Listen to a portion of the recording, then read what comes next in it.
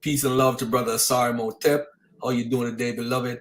We got 141 on the other live. Jump over here. If you guys want to talk about the live stream with the lady, with the doctor that just came off, jump on right now, and you could ask your questions, make your comments before Asar go into his perspective or his information. All right. All right. Smash is funny. All right, come on, family. Jump on over to the other side. I'm going to put the link in the chat here. So you guys want to jump on that chat and we could get it going. So peace and one love. Thank you guys for listening, and we out of here. Peace. All right, so we done with that live, and we on another live. Ladies and gentlemen, this is my big brother right here. My big little brother. Sorry, Imhotep. How you doing, bro? How you doing today? Peace and blessings. Can you hear me well? I could hear you loud and clear, brother. Loud and clear. I gotta get the incense ready. Oh man, you got to get the incense ready, man. They're gonna come for you right now. All right. So anybody who wants to jump on, 2 points I want to make about what she just said. All right. My brother Black Lion said that she didn't mention the consensus of scholars. I did mention to her, in her opinion, does the consensus agree with her as far as we see her the word and the etymology? So she did respond to that. As far as where he comes from, whether it's Nubia, Libya, Syria, Levant, whatever, she said she put out a theory, West Semitic, which she says nobody agrees with, but she said it's just a hypothesis. She said, no big deal. Egyptologists beat her up. She'll take that. But she mentioned the Bible and everybody going crazy about the Exodus, and she's not she doesn't even follow the Sabbath, because we take 7 days a week right now. She don't even follow the Sabbath. She's not a believer in the Torah, or she doesn't practice Judaism. All right, just for the record. The link, I'll put the link in the chat for those who want to jump on. I want to talk about the previous show, and I'm gonna have Asar start in 6 minutes. As a matter of fact, I'm gonna have him start in 6 minutes. So if anyone wants to jump on with a comment about the previous show, you have the opportunity now, and you have the opportunity at the end of the show for the after show, because we're gonna be talking about this for a minute. All right. Hold on 1 second. Everybody was talking junk in the other chat. Now they see Asar, they don't want to jump on. Peace to the old school Asar. All right. Well, Smash can't really comment because he came in late. But pretty much what Asar is going to present is what she presented, but pretty much he's going to be showing slides and in a presentation form so we could see it for ourselves. All right. Neither do most people in Israel, right? Israel, exactly. All right. So anybody wants to jump on? You got 4 minutes. Let's go before my brother gets in. Because I'm not saying a word. I'm just going to watch him present, and I'm out. And then we'll do an after show. Who wants to complain and cry about it? No, again, no disrespect in the chat. I don't care who you are. We got to learn how to conduct ourselves like grown people in a chat. All right. And that goes for anybody. It's not for one side or the other side. That goes for everybody. All right, my man Kyle jumping on. What's up, Kyle? What's up, your man, brother? Yo, what's going on, man? Hey, this is something that's probably new to the community, and the first reaction. Let me back up for a second. Peace to you, brother Garfield. Peace to you, Asar Imhotep. Thanks for catching yourself. But go ahead. Peace. Yeah, I'm just so excited, man. But because new information is always good, and I think that we gotta slow down and realize that us in this chat, we're not even novice. We are people who read the works of people who are in the field and doing actual studies, and we need to humble ourselves enough to understand that these people who are presenting this information have drawn their hypothesis and their theories, I guess you would say, based off a lot more research than what we've given.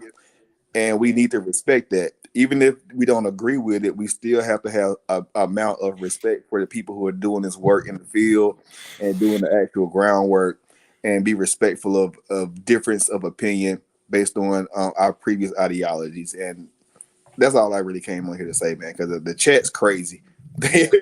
Wonder, what you want to ask? Go ahead and ask your question real quick. I don't have anything to ask. Go ahead, Black Lion. So why you jump on then? I wanted to kind of say what Kyle was saying as far as the chat is rambunctious. Hotel fam, y'all. Go ahead, Thunder. Go ahead.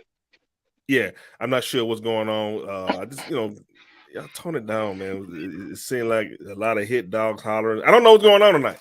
I've never seen this before. Not to this. I don't really pay attention to the chat, but yeah, the chat was very active tonight. Chemo, my Jamaican brother, man. Chemo, gotta chill out, man. Chill out, man. Yeah, he was one. Said was off the chat. Everybody, it was a little rough tonight. All right, so pretty much what Asar is going to do right now, and you guys have 2 minutes. So whatever questions y'all have or comments, say it out loud. Go ahead, Black Lion. Go ahead. All right, so I'm not gonna. I agree with Kyle. We gotta stop that. We're not letting no Hebrew wannabe coming here and insult us. That's not happening. But I don't agree with what happened with Cedric and Thunder. So I just want to say that the town she mentioned, the place she mentioned, is in Kemet. It's not outside of Kemet. You never asked her a question about the consensus like you've been boasting about all this time. You didn't have her show one scholar that agrees with her. Now I'm sure Asar is going to do a much better job and show us this information. But we've been talking about this lady and her information for about a week now, and you said that she had other scholars who agreed with she was going to show a consensus, and that never happened. So that's all I got to say. I'm waiting to see Asar's presentation. Okay. I don't know if you heard the question that I asked her about the consensus. I think you got to go back and listen. I think you got to. I'm gonna say that you got to go back and listen. Reggie, what's on your mind? Well, I'm stuck on the bus, and I think I might have to do a whole video on what she said. Well, she starts with Egypt, right?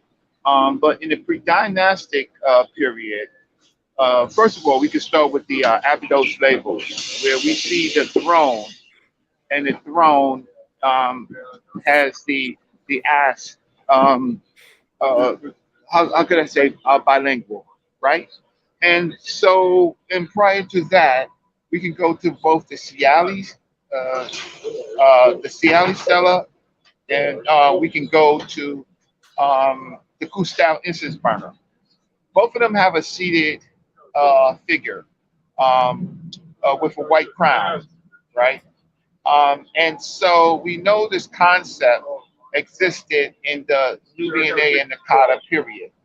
Okay. So, all right, Reggie, I'm gonna stop you because it's 8 o'clock and it's a time to start Asar's presentation. So I'm gonna stop you. You guys gonna have to wait until the end to come in. I'm gonna give Asar his respect because he has a certain time he gotta speak. All right. So I'm gonna remove everybody off the stage and let my man rock out and do his thing. And what do you call it? It's his time. It's 8 o'clock. All right. So, ladies and gentlemen, presenting to you my brother, one of the teachers in the community for the last 10 years since I've been around. He's probably been around longer than that, but I know him for the last 10 years. So everybody give a round of applause to my man, Asar Imhotep, as he breaks down about is Asar / Osiris a foreign deity. Peace and love. Go ahead, my brother. I'll share whenever you're ready to share. All righty. Peace and blessings. First and foremost, thank you, Brother Garfield, for inviting me on the program to present some information regarding this topic. And this is something I've been interested in for a long time, over 20 years. I gave myself the name Asar in 2002 when I pledged Alpha Phi Alpha Fraternity Incorporated. I was given the name Imhotep. That's my line name. But I added Asar to it. And so I've always been kind of interested in Asar. And we'll see how that plays out in this particular presentation. So peace and blessings to everyone in the chat, and of course everyone who is checking out the archives. And make sure y'all thumb up the video, and if you haven't subscribed to Brother Garfield's channel, do so immediately. And I will just start from the beginning, and I'm at full screen. Oh, I gotta share my screen. I forgot I'm not on my channel right now. I gotta do some things. So let me entire screen.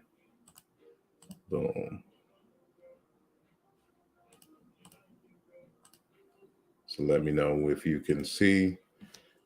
Yeah, you're good. You're full screen. You're good. Alrighty. So the title of my presentation today is Osiris and his non-Egyptian origin. So it's declarative. I'm declaring that he's not a native ancient Egyptian deity. And I dealt with this a bit in my text, 2016, Nesubiti, King in Ancient Egyptian. I have a whole chapter dedicated to Wasir. And I go into some more detail in my 2021 work, Chiluba Maweja, Yoruba, Orisha, and Ancient Egyptian Ak, an exploratory etymological study.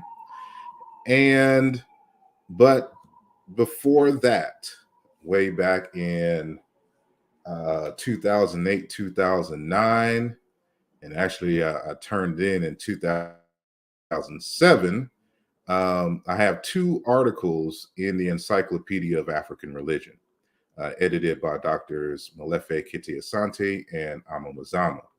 And my entry, well, the other entry that I did was on African secret societies, and my first entry is on Asar.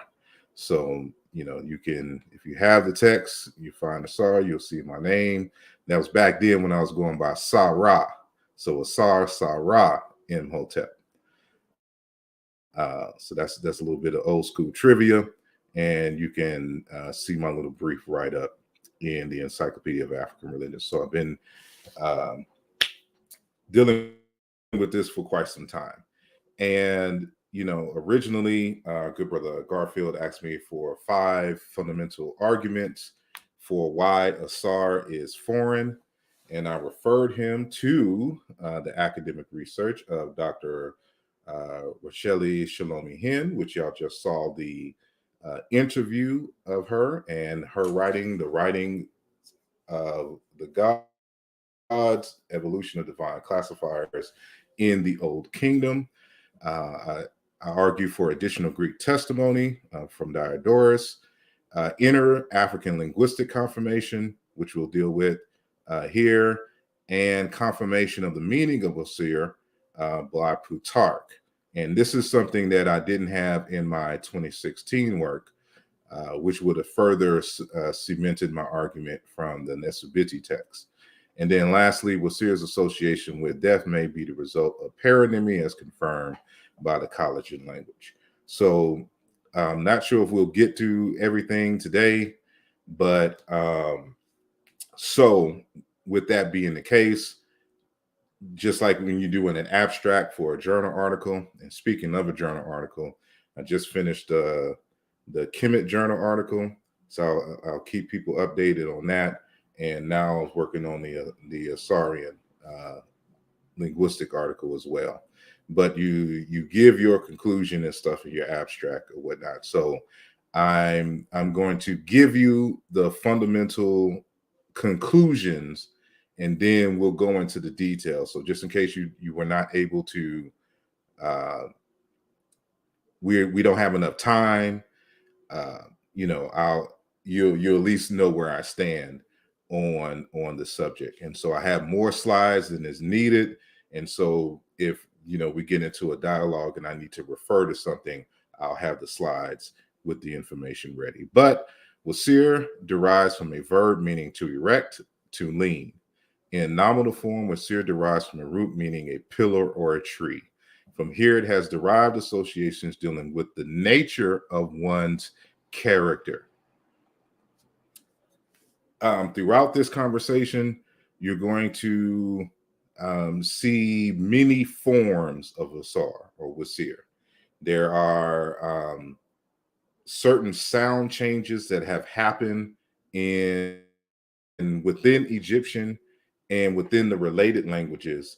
And these are the consonant skeletons for the variations of the word Wasir.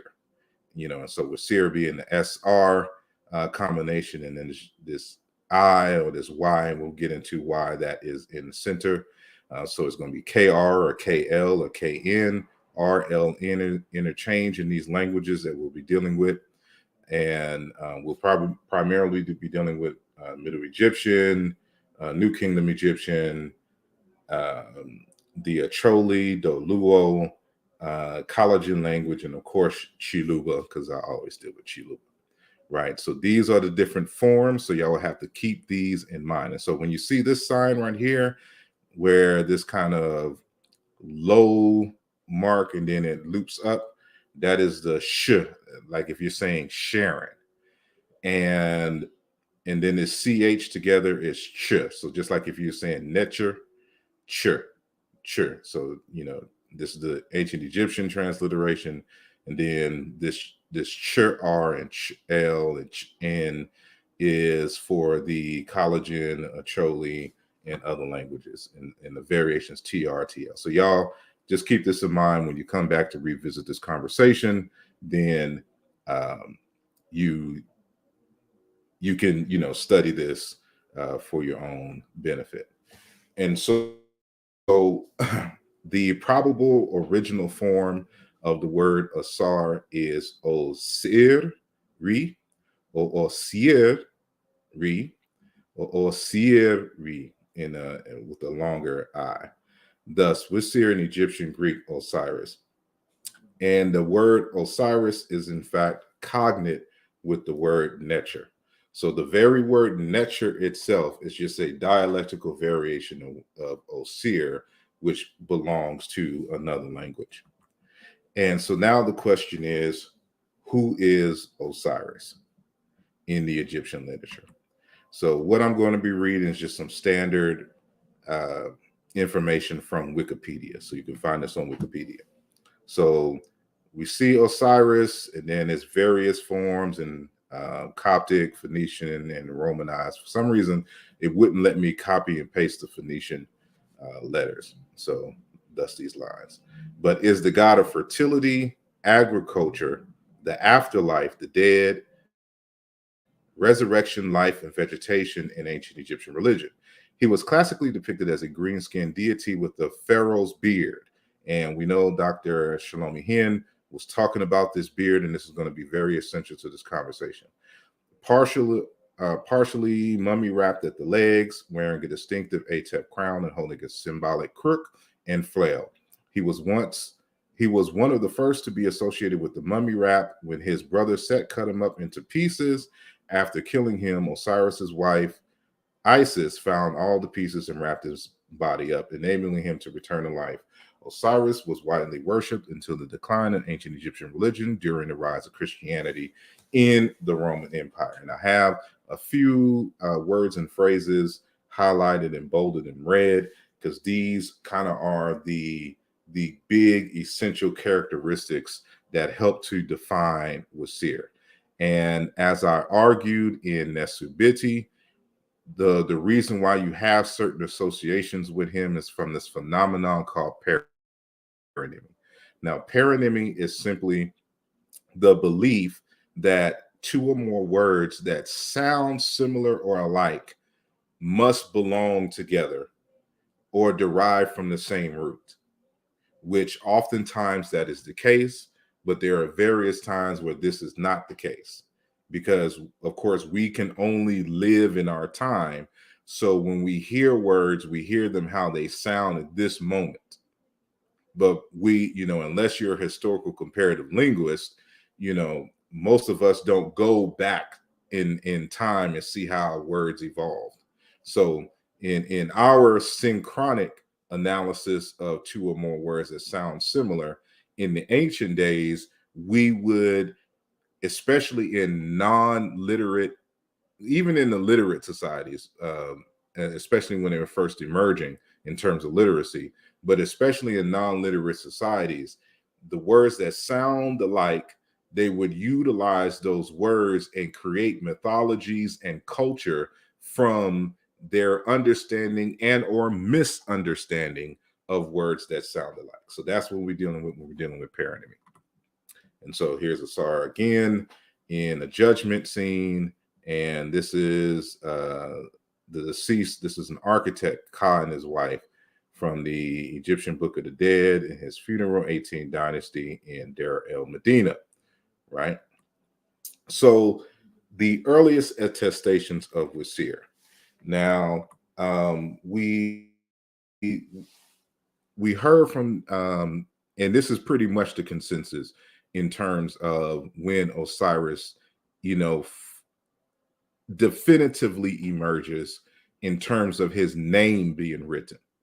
So there are some scholars who will argue, well, he's older, and here are some clues. He may be associated or named something else, but that causes a lot of, speculate. That's basically a lot of speculation because there's no names written with the that says Osir. So the first attestations of Osir, which we can see his name. I don't know if my mouse circulates that y'all can see it, but hopefully so. But Osiris is right here. So it's Hotep the Nesut, an offering given to Wasir, Hotep, the great god right here, the Al-Neter, Neb Ma'at, Lord of Ma'at. So that's the whole phrase that you're seeing right here, right? And so this is the Litsador of Ptah Shepsis, and this is for Ra and Wasir, or Wasir and Ra, and so we'll just move on. And here's just another variation in the same tomb. Here's Asar right here in the center, another Hotep the Wasir, an offering, and then it says Kinti, Kinti, foremost of Jeddu, or Jedduit here. And this is going to be very important here in this bottom thing. So we see the throne, the eye symbol, and a seated bearded man. So when she was talking about the seated bearded man, she's talking about this. And so common forms of the name Wasir. So there's many ways in which they have written the name throughout the years. And so, but the most dominant form is going to be this one here, and or like this variation here, or sometimes you'll see like over here where the I is in the front, which represents the consonant sequence, IR, or if you're using the German transliteration system, JR, right? Excuse me, yeah. And so, and then the throne can represent the I'll use the transliteration system, the AS sequence or the WS, right? And this is a classifier. So she was talking about classifiers, and she didn't have any slides, but the classifiers are what the old guard used to call the determinatives, but they're starting to properly identify these, because these identify a class. So the word belongs to a class system, and these classifiers tell you what class the word belongs to. So what she was saying is that the seated bearded man, before the name written of Asar, this glyph wasn't used to determine deity names. And so that's going to be real important. And these bottom variations here are like from the late period and the cryptic period of the late New Kingdom going into the Greek and Roman periods, right? So these are the variations of the names. So proposed etymology. So this is, you can also find this in the wiki page. You can find it in her text, and we'll get to her text in a moment. But I won't read through all of these. These you can go through yourself. But the point of this is that there's so many proposals for the name because it doesn't make sense in the ancient Egyptian script. The actual name was Seer. So right. So so John Griffin argues that it means the mighty one. Kurt Seat says it comes from Set Eret, meaning seat of the eye. David Lorton, he says is the product of something made. Osiris representing the product of the ritual mummification process. Wolfhart Westendorf, he says, Waset Eret, she who bears the eye. Mark J. Smith makes no definitive proposals, but asserts that the second element must be of the form iri, to do, to make, rather than irit. Yoshi Muchiki, that isn't convinced that Wis is the first two consonant sequences, that it should be really like a variation of Aset's name. So that's where it's like Asir, and James P. Allen, in his more recent work, he argues that it's Siri, meaning engendering male principle. So the variety of proposals here shows that it is not clear what it is, what it means, because it's not, it's two camps, right? So there's one camp that argues that it is a native Egyptian word and concept, and then there is the other camp that says it is not an Egyptian deity word and concept, and I am of the later camp. And for those of us who study linguistics, this is a telltale sign that this is a loan, and we'll see why this is a loan in a bit. Now, there's a linguist and Egyptologist by the name of Geber Takacs. He wrote a text towards the etymology of the name Osiris. He makes a proposal that the word Wasir means old, and that Osiris, dealing with death, has to deal with the concept of being old and dying, right? Very unconvincing to me. And these are some of his proposals. And dealing primarily with like Hausa and Berber and Cushitic, the so-called Afro-Asiatic terms. But there's nothing in the literature dealing with Wasir where they have any kind of characteristics or any kind of stories about him being old. Like, being old is not a major aspect of who Wasir is. Matter of fact, he looks the same age in every single, representation of him. But there is a relationship. And so I think Geber Takacs has been the closest to what I believe is the true etymology, but these forms here are still not satisfactory, given, in contrast to what I've been able to pull for. And so now there is a text called Following Osiris, Perspectives on the Osirian Afterlife from 4 Millennia, Dr. Mark Smith. And he, is another one who points out that everybody's etymologies are unconvincing. And, he doesn't believe that necessarily we'll be able to find the etymology. Of course, he doesn't deal with linguistics,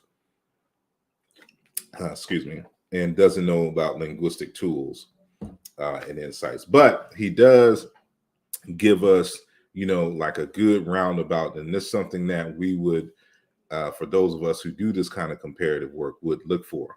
And that is, for example, he says, what is needed in one that satisfies the requirements of phonology, orthography, meaning how the word is written, and the sense, meaning the semantics.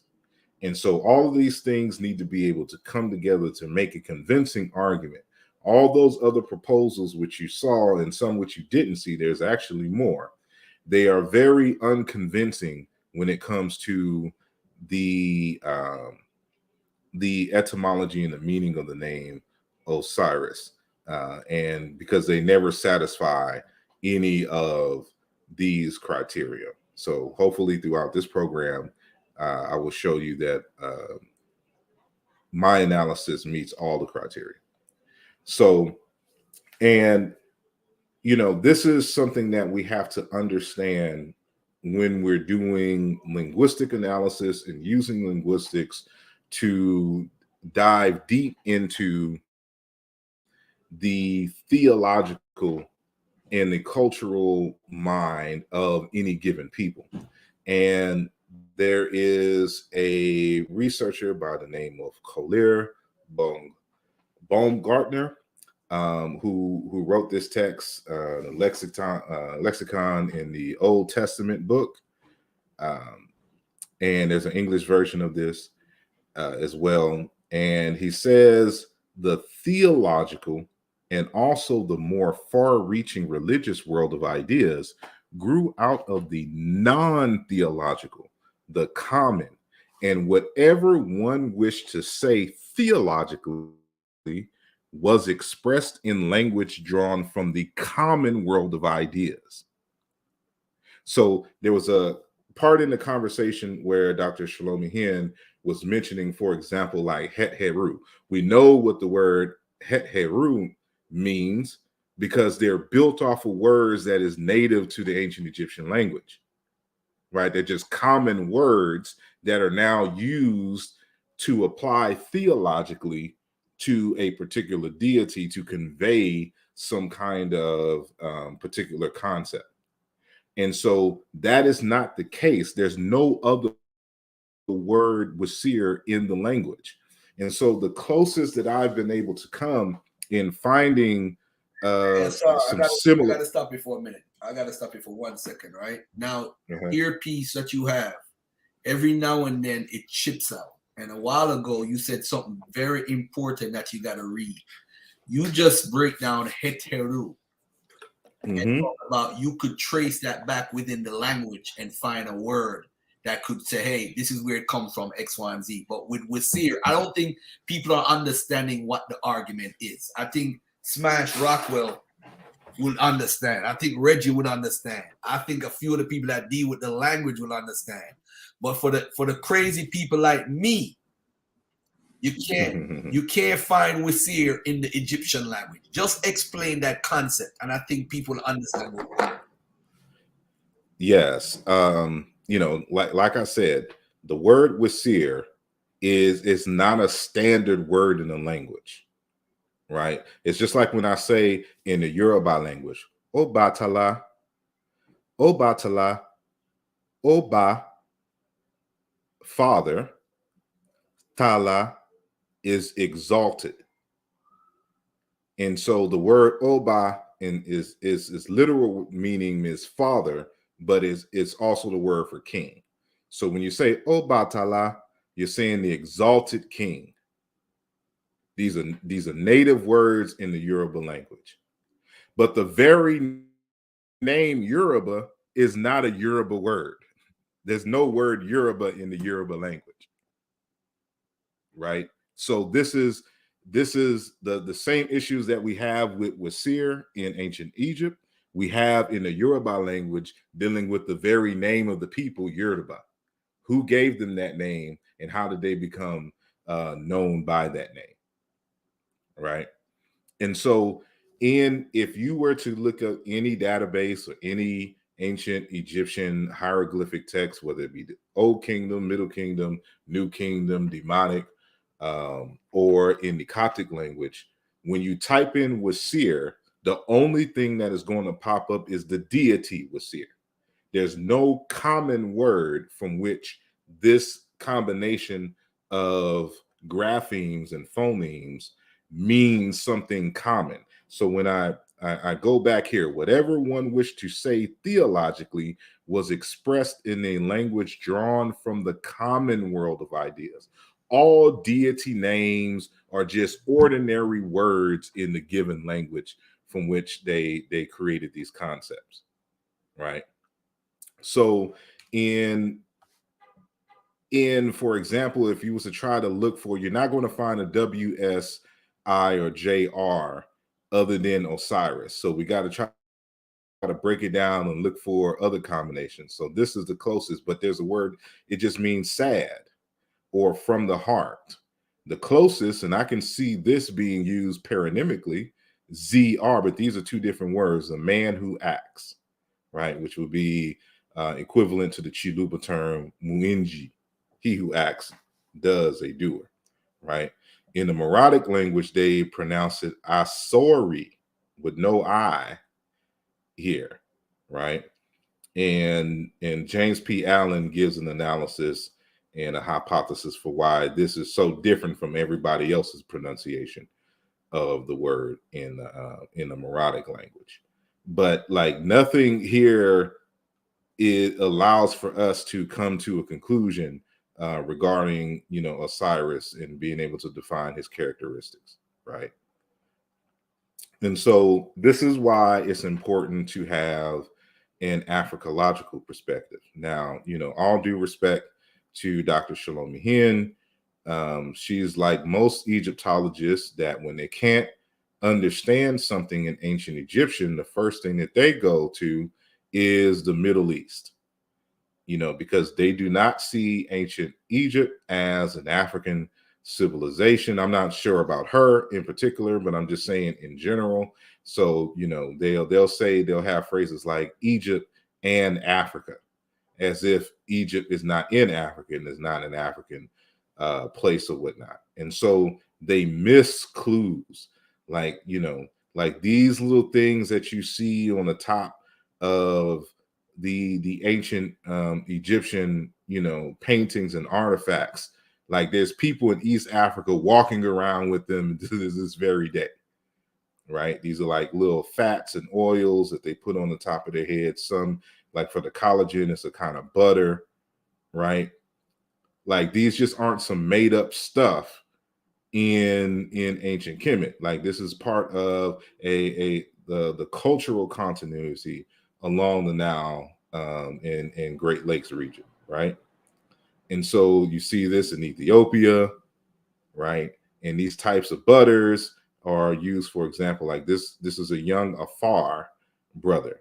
And you can see in the ancient Egyptian reliefs the white hair of the dark-skinned brother, you know, moving cattle. And Afar people are nomadic pastoralists. And of course, they used to go in and out of ancient Egypt, and the Egyptians depicted them accurately, even down to the skin tone, right? Even down to the white hair. But this is those same fats that come from the cows and the things, right? So, you know, there's reason to look south for these aspects and common ideas. And this is echoed by Dr. Christopher Ehret in his article, The African Sources of Egyptian Culture and Language. In this text here, this was produced in 2001. This is Dr. Ehret here. And he states, in certain other key areas of culture, dynastic Egypt may owe a good deal to its Nilo-Saharan neighbors. In particular, the comparative cultural evidence best fits with the hypothesis of a southerly source for the ideology of Egyptian kingship. Now, this is important. So since Osiris has to deal with kingship, maybe you should look to the south, since the ancient Egyptians got their ideas of kingship from the south, right? And unquestionably, the Nilo-Saharans, who, along with the Egyptians, formed the Middle Nile culture area, were Africans, therefore Black people, by the definition of anyone whatsoever. So ancient Egypt was both in and of Africa. It owed some of its items of culture to the ancient Middle East, but its most fundamental cultural roots stretch back into the African continent, right? But he continues, what emerges most strongly from the linguistic and comparative cultural evidence is the extent to which the ancient Egypt's culture grew from sub-Saharan African roots. In the earlier formative eras of the culture that was to evolve into the dynastic Egypt, it was the people from the south, from a region encompassed by, in very approximate terms, Eritrea and the southern Red Sea hills, meaning that the people, they were encompassed. So the Eritrea and the Red Sea surrounded this area from which these people came, who moved north into Egypt and brought in the primary features of a new economy and culture, along with an Afro-Asiatic language. Now, y'all know my position about the whole Afro-Asiatic thing, so I won't go into that tonight. But the people of those southerly regions were most certainly Africans, that is, Black people, even under the selective definitions of the modern day holders of anti-Afrocentrist views, 19th and earlier 20th century writers, right? So what Christopher Ehret is telling us is to, to look to the South. If you have some questions about ancient Egypt, maybe the Southern cultures and languages have something that can help us understand what was going on in ancient Egypt, since ancient Egypt, emerges as a result of the migrations of people coming out of sub-Saharan Africa into Egypt, right? And there's another anthropologist by the name of Dr. Alexis Bikiani Tingan. He wrote a text of Life and Health, the Language of Art and Religion in the African Medical System. And he says something here that I want to bring into context, even when we're talking about Osiris, right? So he says here, Horton shows how the above mentioned scholars have used Judeo-Christian religious concepts to interpret African thought, and asserts that such notions as God, spirit, souls, spirits of the wild, and so on are meaningful only to people who have spent years studying and practicing Judeo-Christian religion, and who wish to have a translated version of African thought in Western Christianity. This is important because even as we're talking about Osiris as a god, as a deity or whatnot, when you're looking for the remnants or origin of Osiris, it may not come across as a god or a deity as you understand it from a Western Christian or Judaic perspective, right? And so we have to filter out the Eurocentric lens when we're dealing with African concepts, because it can lead you astray. And so he continues further down, naming two deities or personified deities. So he says, in other words, metaphysical concepts are usually embedded in such institutions and practices as the personified earth or rain. And he's of the Dagara people. They're related to the Dogon people. And where he lives is in northern Ghana. But others may be familiar via Dr. Malidoma Somé, who comes from the Dagara people, but from Burkina Faso, right? So without necessarily conceptualizing them as transcendental supernatural beings. So we got to understand, when we're looking at the writings of ancient Egyptians, we're looking at a specialized text, but on the ground, it may be something totally different. The writings on the walls and even the rituals for priests and the things is something totally different than the everyday experience, and how the people and even how the priests probably saw them. We're looking at the records of rites and rituals of funerals and the like, but the context is missing because they're writing for other ancient Egyptians. And when you're looking at these concepts like deities and the like, you got to understand that the people on the ground all across Africa can have something that's personified without necessarily conceptualizing them as transcendental supernatural beings. And we have to keep this in mind even for ancient Egypt, right? And, I did an interview with him, and in that interview, he says, whatever you do practically to get to know the cosmos, because everything is cosmos, God is a cosmos, God is existence. You do it in the form of deity, the form of God, the form of divinity. You give it a personality using one of the forces. So it's just a principle of nature that is personified for teaching purposes. It doesn't necessarily mean that people are out there worshiping these particular principles, right? And it's just something that, those of us who practice African spiritual traditions and belong to these things, it's something that we just understand. right? So let's get with Wasir the Foreigner, right? So now going into the notes of Dr. Shalomi Hint. And so, you know, the fundamental thing is that the seated bearded man did not enter the Egyptian writing system as a divine classifier. Not that it didn't exist, but classifying the quote unquote deities, it did not do that before the latter half of the 5th dynasty. It had a very limited category schema at the time. The bearded seated man glyph is related to the appearance of Osiris in the private inscriptions of the latter half of the 5th dynasty. The bearded seated man is the picture of Osiris. And so, you know, this is why it's important before you just have a conversation about her text, you actually have to read her text. Right? Like that's the first thing in any kind of scholarship. It's called literature review. You have to actually go and read the text, because there's a particular context in which she is making this argument here. And so she's not saying per se that this is the actual image of Osiris. It's just that when it first became used as a divine classifier, it was used exclusively for Osiris. And after it became attached with Osiris, then it became used to classify all other types of deities, right? So that's what she means when, you know, this is you know, became the picture of Osiris, and then later it came to classify the deities. She says, however, the classifier was used before this period to denote foreign peoples.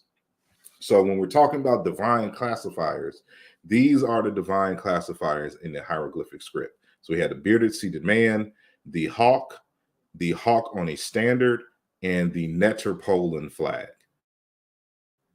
So her argument, and she's not the only one who notes this. So there are other scholars as well who note this.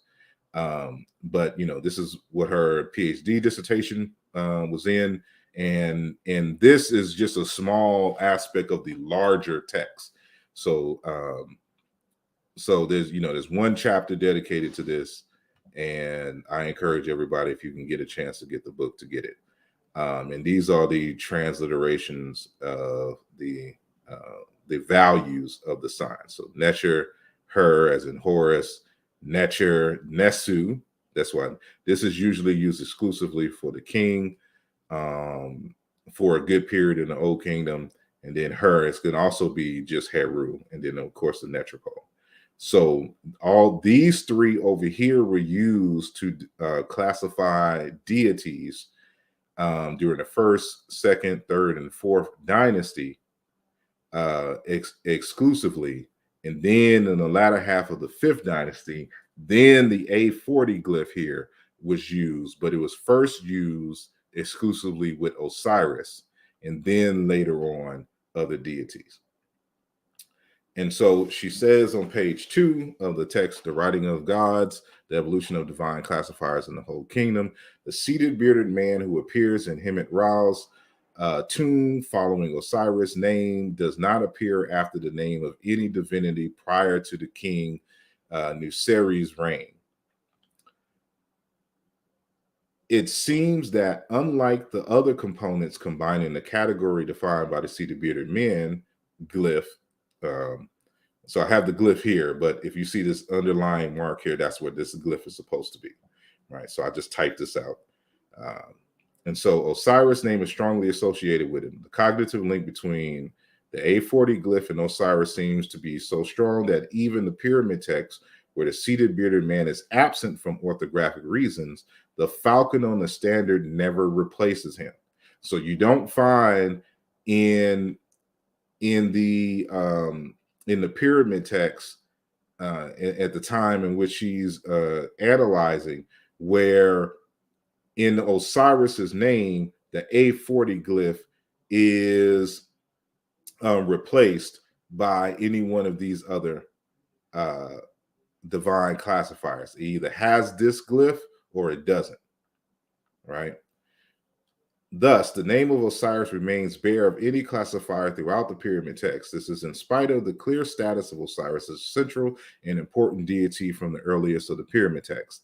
Against this background, one may conclude that the seated bearded man, this glyph here, is indeed a picture of Osiris himself, and through its identity with Osiris, it came to be a category marker, a category which at its earliest stages certainly did not include the whole of the divine category.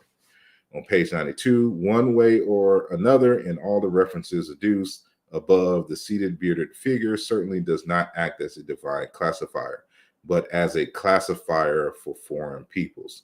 Now, when she talks about the seated bearded man classifier being used exclusively for foreign peoples before Wasir, one of the examples that she gives is from the Palermo stone, which is this stone right here. And there's this phrase here: secure and win it to you, smiting the Bedouins. And you can see the seated bearded man, but this version has a shorter beard, and it has this sign of a foreigner here. So she's not just including the seated man with the long beard and curve. She's also including, going the wrong way, others, which we, we'll deal with in a bit. And you can see this is the A49 glyph, which is for the so-called Amu.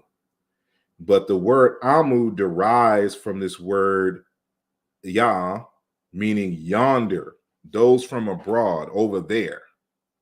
And this same root, when it has the J in front of it, means to speak a foreign language, to interpret, right? And so that same root, when it's suffixed by M, and and then this is the plural W here. Now this is the Amu, the foreigners, the people from yonder, which we classify as the Asiatics, right? But that's really a wrong translation, right? And then she gives another example, and there's other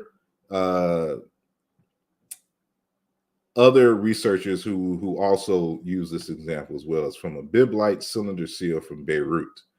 And in it, you're going to see 3 deities. And so, but these are deities that have they're Egyptian deities, but they're applying to foreign deities, with the exception of Ra. So if you notice, Ra has the, Chesed, the foreign land glyph here. So because it doesn't use a seated bearded man glyph, to convey foreignness, it uses the foreign land glyph, which is another common glyph to use to mark a foreign place in particular. But this is Ra of the foreign lands. But because Ra, they're not giving up Ra to the foreigners, they're still claiming Ra, but Ra is also associated with foreign peoples as well. So this is Ra of the foreign land. But notice this, hit her, which is Hathor, but it's not Hathor. It's being applied to Balat, Hathor, or Balat, the feminine version of the god Baal, right? And so now you see the seated man with the long beard being applied to this foreign deity. So even though this is Het Heru, it is not Het Heru. It's really Balat, right? And then this variation right here, the Hayat, Teru, or Katau, as Egyptologists would pronounce it. But you see again the seated man with the beard, and it's not simply because it's a deity. It is a foreign deity. They're letting you know that this is a deity on yonder, right? And so you even see him, for the foreign peoples like the Gin Bitu, right? These are people from Punt. Now I have a hypothesis that it might be the Hmong Betu people, which are Achari now Central Sudanic folk who now reside in between southern Sudan and the Democratic Republic of Congo. But this is a hypothesis. Don't quote me. But notice that when they're dealing with these people here, you also see the seated man with the long beard. And notice this is a depiction of a few people from Punt stroking their long beards. And this is a bit different than the kind of beard that you see depicted in for the foreigners in the Middle East, right? And I just want to, kind of point this out, that word Haset for that hill country, foreign land, desert that we saw earlier attached to Ra's name, you can see these other, it comes from a root linguistically meaning to grow or to surpass. And so that's where we get the concept of to surpass, to go beyond and yonder, over there, right? And it becomes the same root for plants and the same root for many and numerous, which we can see also in these other languages. And even having to deal with the so-called royal head cloth, because these royal head cloths that you see are not really significant. They're just pastoralist head cloths that you see, shepherds wearing, right? So this is again part of that Southern concept of kingship and leadership. There are signs and emblems that you can see even this Tutsi man, and he even kind of has almost a similar beard as what you see Khafra here, right? And I'll skip that. To see the man and the long beard looks like. But this is where, for example, where Gaber Takax, I think, is the one who is kind of closer in the terms of the meaning that we'll get into a little later. But this concept of, for example, in the ancient Egyptian, you have the word Sekemu, the grown old, the aged. In the Wolof language, the cognate to it is Sekem, meaning beard, to become bearded, right? And this is a dialectical variant. There's a book I'm working on the etymology of Kemet, and I go into the proofs that show you that these are all cognates, right? But notice, of course, when you're talking about the grown old, the age, these are not quote unquote deities, but you have the classifier here of the seated man with a long beard. That's because in Africa, there is a connection between age and the long beard, right? And here's another word here, chabes wutiu, right? Here's the foreign sign. Here's another foreign sign that shows you, so this is significant. And she doesn't deal with this in the book, but this adds credence to her argument. Because when you see this word chabes wutiu, bearded man, it has the foreign hieroglyph here. And then, of course, the seated man with the long beard. So this concept of the long beard icon, for the ancient Egyptians, they saw this as a foreign feature. But unlike modern Egyptologists, foreign doesn't necessarily have to mean non-African. And that's the mistake that I think a lot of them make. They automatically want to jump to the Middle East when in fact, a lot of these concepts could be connected to inner Africa. And there's a concept between the beard and the tail. So the same word for bearded man is the same word for tail in ancient Egyptian. And so you'll see that the ancient Egyptians connect the beard, the tail, and even the side lock. So this word, henneseket, braided lock of hair, barbed tail of a scorpion, right? So what does a barbed tail of a scorpion and a braided hair lock have in common? It's this feature of extending and then curling at the end, which you kind of see with the hieroglyph right here, the A40 glyph of the seated bearded man. And so, but notice this is the Shaka, was brother Shaka with his side lock. This is what it's called in ancient Egyptian, or the wearers of the side lock of hair. But notice this glyph here that determines, that classifies. So this is just a normal glyph for hair, right? The D3. But then you have this when, so notice that it's classifying a braided lock of hair, right? As well as the wearers of the side lock. But peep this out. Well, this is just an example in the ancient Egyptian.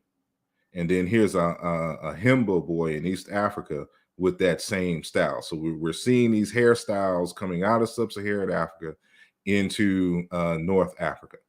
These are our African hairstyles, right? And, you know, they're associated with bulls as well. I'll just pause this here. So when the people coming back, they can read this for themselves. I won't get into it. It'll become important later if during the question and answer, it becomes relevant. But I just want to put that there, right? So you can see the bull's tail here. So the bull's tail, this is another variation of the bull's tail, but it's in the beard, because the tail and the beard is associated with kingship. The king is seen as a bull man. And so I just give 3 examples here that you can read later, right? And so in the text following Osiris that we mentioned earlier, you know, he's one of the people who critiques Dr. Shlomi Hin. And, you know, he says something that's interesting here. And I think y'all even discussed this, but from another author, not Mark Smith. But he says various etymologies for the name Osiris have been proposed. However, none have been found convincing. So here's another author, you know, verifying what Dr. Shlomi Hin and others are saying, that nobody knows what the name Osiris means. Thus, they cannot provide us with the clues about the god's origin, nor do orthographies of the name help in this respect. The earliest examples are determined with a seated bearded figure. The beard worn by this figure is the long, curved, divine beard, sometimes shown with a knob at the end. It appears in representations of indigenous Egyptian deities as early as the 3rd dynasty, well before the first appearance of Osiris. This beard is different to the shorter, straight beard seen in the Egyptian representation of foreigners. Thus, it does not provide evidence that Osiris was originally a human being of foreign origin, as one argument would have it. That one argument, of course, is Dr. Shlomi Hin. But look at the word for deified royal beard. It's dua-wer. And see the glyph that is being used? So remember, when we go back, it's used for the side lock and is used for the beard. And so it's dealing with the same concept here. But, you know, when he was talking about the foreigners, the kind of shorter beards, you know, this is from the 18th dynasty representation of the people out of the Levant. So this is what your real Hebrews look like, shots fired. We got to stop having the Hebrews are black. No, they weren't. The Egyptians were drawing them for 3,000 years. And none of them look like any of you brothers coming out of Harlem, Chicago, Atlanta, or H-Town. I'm just making that clear, right? But that's neither here nor there. So in one of the representations that Shlomi Hin deals with, and a lot of folks who's dealing with Osiris, they come to this as well. So this is what she was talking about in terms of the seated man, in terms of the, you know, and when Tu, which is right here, and then the Minchu, these are foreign groups. So this is the seated man, but it has a shorter beard, it looks like, right? But here are some of the seated bearded classifiers in the Egyptian language, and you'll see that there's different lengths and different styles of the beard, right? So the shortness of the beard, especially when you see this one coming from with the foreigner, doesn't necessarily well, we don't know what that indicates. I'm pretty sure for the ancient Egyptians this meant something, but at least to my knowledge, I'm not sure what that could mean, right? So, and I know y'all had in the original discussion, y'all had a little bit of conversation. I don't know why this brother's penis is just erect and out just like this. So I have to figure out what word that is dealing with. However, as I stated, the problem with Egyptologists is that they don't believe that Egypt is an African civilization, or ancient Egypt is an African civilization. And so remember the Mangbetu people that I hypothesized earlier? Like, this is an online drawing of a Mangbetu king, an elder. And so if you type in Google Mangbetu sage, there's a person who sells this sticker. You can purchase it and put it on your refrigerator, on your laptop or something like that, right? But this drawing is based off of real folks. And this is just a side note, right? There's several dialects, like most human languages, of the Mangbetu languages, but one of them is called Medje or Medze, and is spoken south of Isiro. I don't know if that's in Southern Sudan or if that's in Congo as well, right? Now, I'm not saying that these are the Magi of ancient Egypt. This is something that I'm looking into.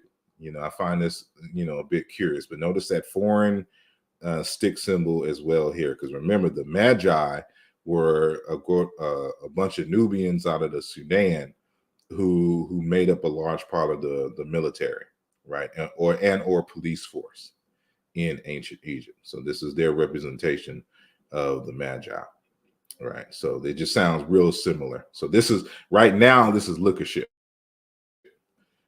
but I'm letting you know that up front. So don't go around saying the Mangbetu or the Magi. But again, sometimes where there's smoke, there's fire. But so here's King Danga, right? These are the same individual here. And so notice the long braided beard and the curve, just like you see in the ancient Egyptian carvings, text, whatever, right? And here's another king and elder, Duba, long beard, braid. Like, this is a common feature in Africa as a sign of elderliness and of kingship, right?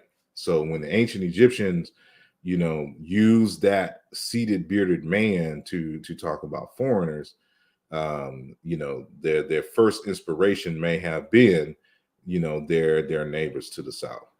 And so we can see this, kind of kingship emblem. This is Osiris on the right, queen. It should be King Hatshepsut. She has the royal beard.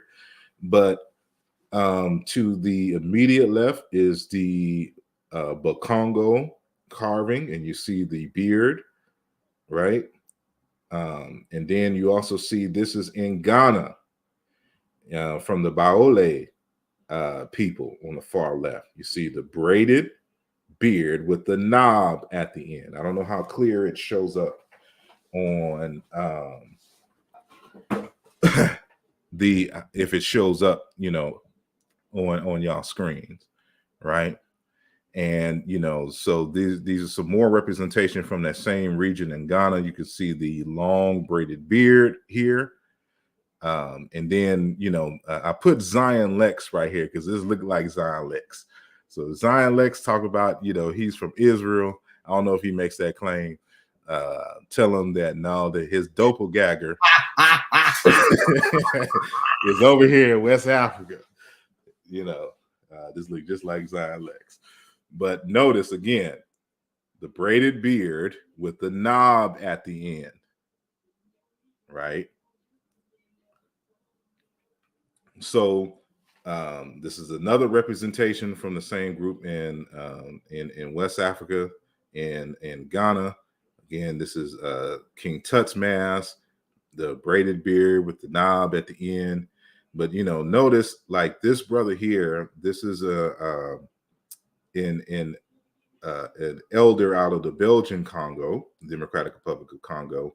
I forgot what year this was shown, but remember the critique by Mark Smith talking about the short beards that you see in the drawings. And I know there was a certain part in the conversation that you were having with Dr. Shalomi Hen, where she was talking about, you know, some of these artifacts are just really small. So you really can't measure the size of the beards, you know, in some of these artifacts. But notice this particular style, it could still be a long beard that's tied up, just like what you see on this brother here, right?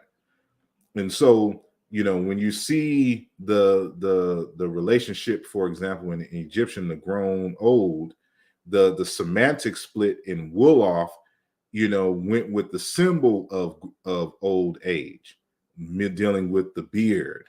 And this is something that you can find even in Hebrew. For example, the same word zachan means old, but zachan means beard and chin.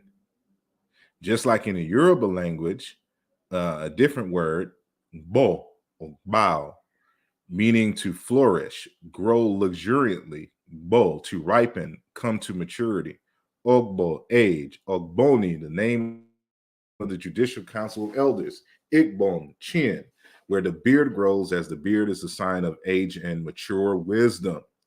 So they even have a saying among the Yoruba, ebule ogbo, irungbon la agba. Gray hair signify age, beard signify elderliness, right? And, you know, when you're dealing with so-called kings, kings are elders in traditional Africa, or they're what we call living ancestors, the so-called divine kings, right? That's a whole conversation that, you know, we can have a little later. But I just want to show, you know, the sound correspondences with Mangbetu and ancient Egyptian. And so you can see that Sakim Yu, the grown old, the age in Egyptian, is cognate with Mangbetu Nekim Kumu, but Ekumu. That ne, that in prefix just let you know in the Mangbetu language that it is a noun, right? And so, and then the word I correspond the word Kemet Egypt with Nekuma or Ekuma, meaning rain. So this is shots fired. I'm letting y'all know in advance. I'm coming in 2023 for all the Kemet haters, but I'm gonna continue. I'm gonna keep this professional, right? So where is Osiris from? Right now, Diodorus Siculus is the first to propose where Osiris is from in his book Bibliotheca Historica. Right? He says they, the Ethiopians, say also that the Egyptians are colonists sent out by the Ethiopians. Osiris, having been the leader of the colony, and the larger part of the customs of the Egyptians are they hold Ethiopian. The colonists still preserving their ancient manners. For instance, the belief that their kings are gods, the very special attention which they pay to their burials, and many other matters of a similar nature are Ethiopian practices, while the shapes of their statues and the forms of their letters are Ethiopian, right?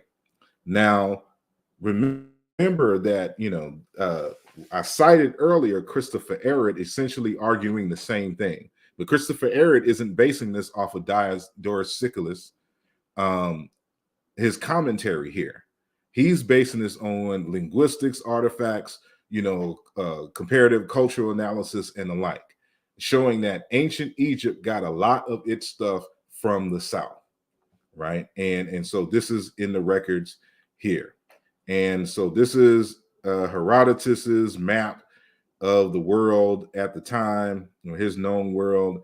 And then you can see over here Ethiopians, which it was just kind of anybody just below ancient Egypt, right? So either Libyan or Ethiopian, right? So Ethiopian isn't necessarily like we say Sudan, but, you know, more than likely when they're dealing with people and dealing with Kush specifically, we're dealing with Sudan. But according to the Greeks' maps, you know, all of what would become or what will be known to them as sub-Saharan Africa is the Ethiopians, right? Now, in my 2016 text, you know, I cite and I bring, as a matter of fact, I done an interview with this good brother here, Dr. Kipkoech Arap Sambu. He got his doctorate in Egyptology in South Africa. However, he is from Kenya. And he wrote his PhD dissertation, Isis and Isis, Eastern Africa's collagen people and their pharaonic origin, a comparative study. So he belongs to a group called the Collagen. It's a modern name. And, you know, they have a long oral tradition, even in all the dialects, all the way coming from Sudan into Uganda, into Tanzania, into Kenya. All the groups say the same thing, that our origins are in ancient Egypt, what they call Misiri. And he wrote 2 books, and I have them right behind me as well. The Collagen People's Egypt Origin Legend Revisited was Isis Isis, and the Misiri Legend Explored, a linguistic inquiry into the Collagen people's oral tradition of ancient Egyptian origin. Now, he grew up hearing all these stories about, you know, Egyptian migrations and the like, and this stuff cannot be attributed. When the first authors, Europeans came and was documenting, you know, the collagen and related people. They documented, and this is before any Christianity, any Islam, definitely before anybody introducing the concept of Egyptology, that this is part of their native oral tradition, right? And so these 2 books are based on his PhD dissertation. He just broke his PhD dissertation in 2, and they became these 2 books here, right? And so you can see even, you know, some of the motifs in ancient Egypt still. This is a Nandi. The Nandi is one of the branch of the collagen. You can see that tied, you know, back. This is one of the warriors. And notice the, and I should have put a picture of this, because when you see King Tut, you see this is King Tut's mask. You see this same, you know, braid in the back here that's kind of engraved and stylized in ancient Egypt. But you also, when you go back online to research Tutankhamun, look at his ears. You're going to see the holes in his ears, just like you see with this brother here. That's significant, right? Now, their oral tradition says that they originally come from a place called To, and this is the place called Jeddu. And those of you who know ancient Egyptian language knows that by the time the late New Kingdom going into Coptic, the J and the D sound merged with T. So they say To for this area. And they were known, there's a place called Sayes that has this name here, Sipi, right? And but there's a branch, the collagen, they used to call themselves, and there's still a couple of branches that call themselves by this very name to this date: the Sabini, the Sapini, the Sabaut, or Sibe, right? And so remember, Hotep D Wasir Hinti Jeddu, you know, offering given to Wasir, foremost of Jeddu of To, right? Now, I asked him in a personal correspondence, you know, if, because I was dealing with the whole concept of deities, because when you look at the collagen culture outside of Isis, it doesn't look like they have a large pantheon of quote unquote deities, and but they've all been demytholized. They're just, you know, concepts that are interwoven into the culture, right? And so I was asking him, was Osiris still a major figure within the collagen community? And he said no, just some ideas in terms of, you know, the concept of resurrection and all this other kind of stuff. We'll get into that a little later if we have time. But it's not a central deified figure like what you see in the extent in ancient Egypt. However, you know, he referred me to the Luo people. He said, you might want to look at the Luo people. The Luo people are related to the collagen. And because they have people who were still named Osir, right? So I started looking into the Luo people.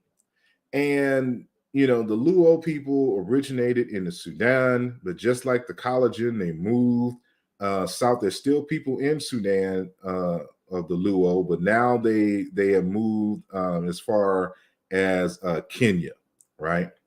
And so, as I discussed in Nesubiti, I started interviewing people and started, looking into some dictionaries and journal articles, trying to get to the meaning of the name Osir in the in the Luo language. And so, this is when I was first introduced to Miss Maureen Tonika Akinyi, better known as Sister Imhotep, from our good brother Wujawu Iri Ma'at. And just want to give him a shout out if he's listening. And so I interviewed her. So I sent an APB on Facebook. I'm like, hey, any of my peoples know anybody from the Luo community that I can, ask some questions? And a few people reached out, and one of them was Brother Wujawu, and he hooked me up with Sister Imhotep. And so, in that, this is my footnote from page 197 of the text, where after, I state what she was talking about. So I interviewed her and her mother. So it wasn't just her. So her and her mother. Her mother, of course, both of them speak fluent Luo. Do Luo is the name of the language.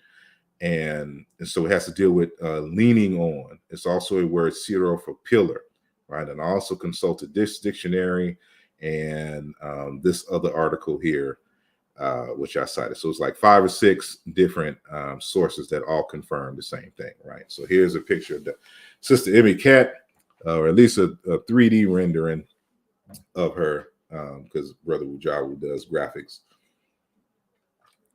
And so in the interview, this is what she said. So when something is stable and firm, we say Osir, as in that thing stands firm and stable. It doesn't have to be a physical thing per se, but could also be used to describe deeds and actions, like your words need to be firm and stable.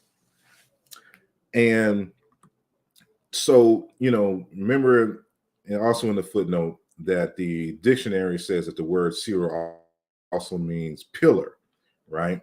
And so, and walls, and she says here that it confirmed that the name can refer also to a wall for which one can lean on without losing balance. So when I started doing comparisons between ancient Egyptian and Luo, you can see that, for example, this word for wall and to lean on, right,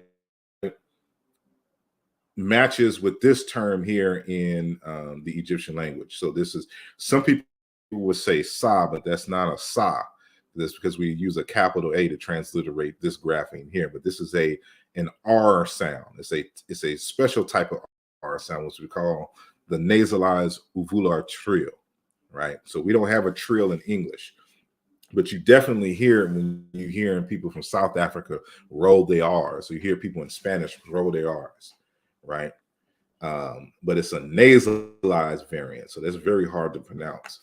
But this explains why the ancient Egyptian R's, for example, interchange with the N as in Nancy.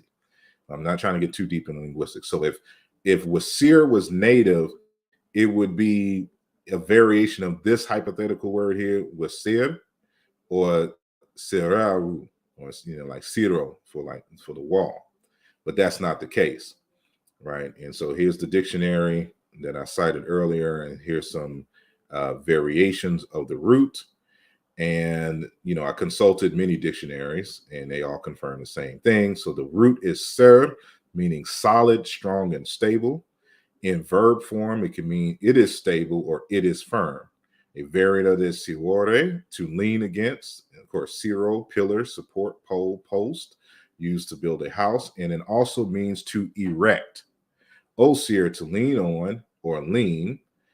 And there's 2 different O's. There's a verbal O and there's a noun O, right? So this Osir, to lean on, to lean.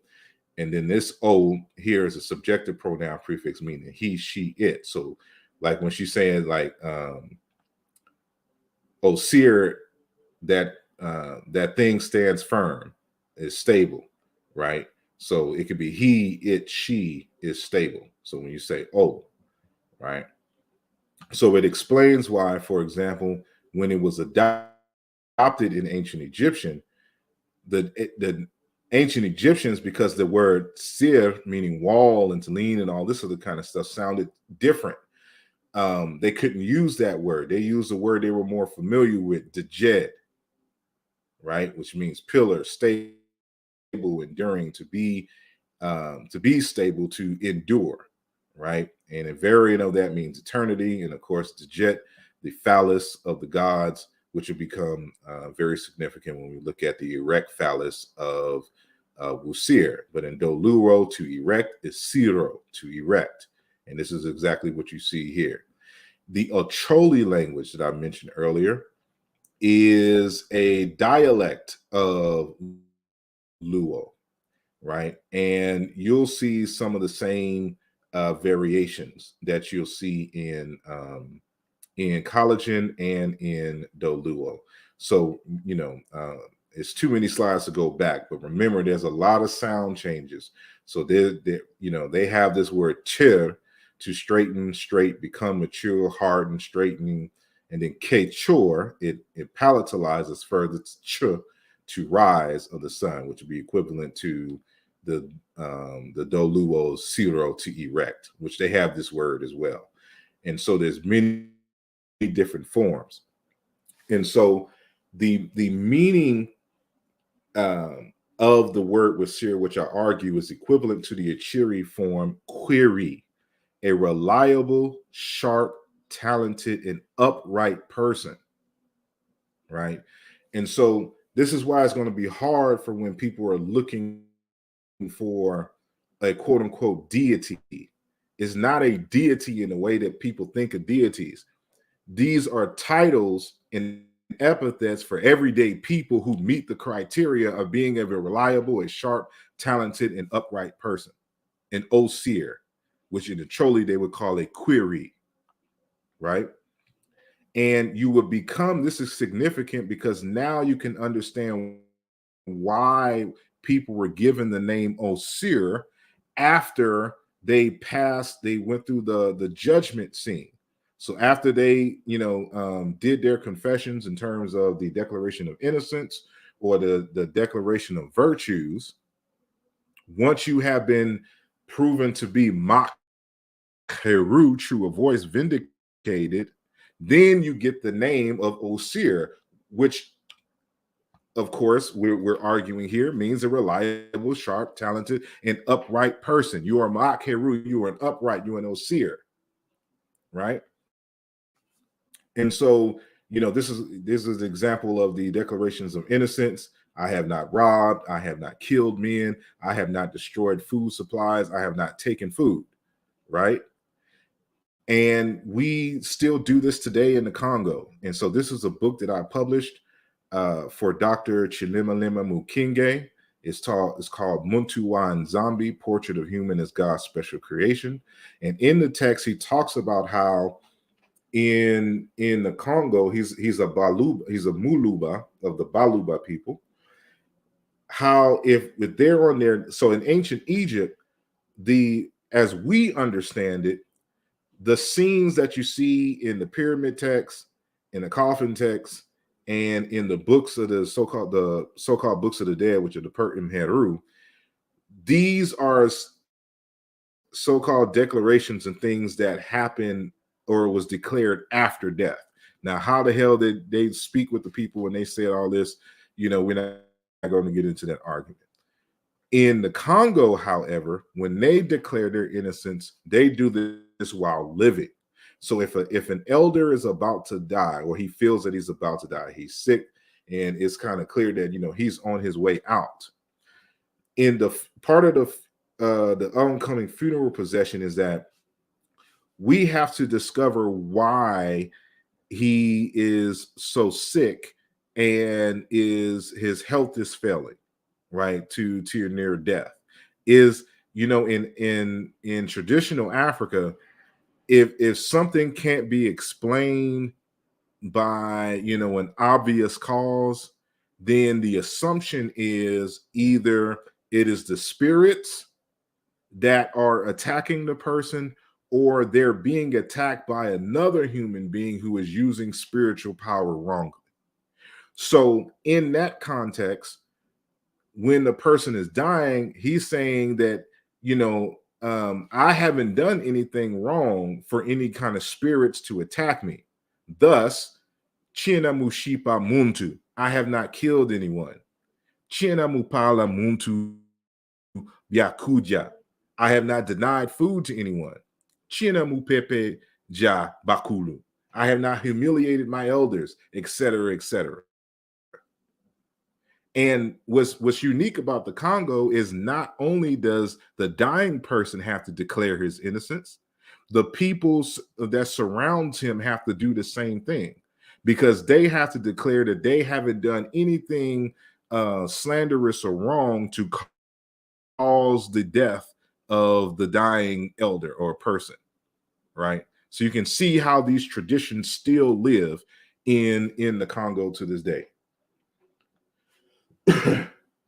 So now this concept of leaning and the Djed pillar, for example, in the book The Divine Kingship in Ghana and Ancient Egypt, you see this form here, this sign here, which is called Kunkom Duakom, tree of firmness.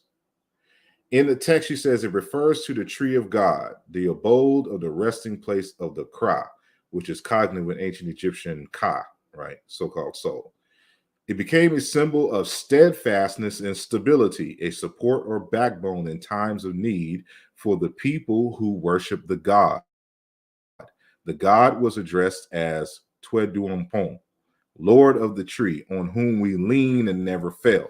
So you're getting an understanding of how the Africans are looking at the concept of the symbol of the pillar or the tree, and how this is associated with the person whose deeds are excellent and whom the people can rely on. So when you're going to Osiris, this is somebody you can count on. And in my upcoming lecture on Osiris being the origin of the Jesus myth, this is going to become even more clear.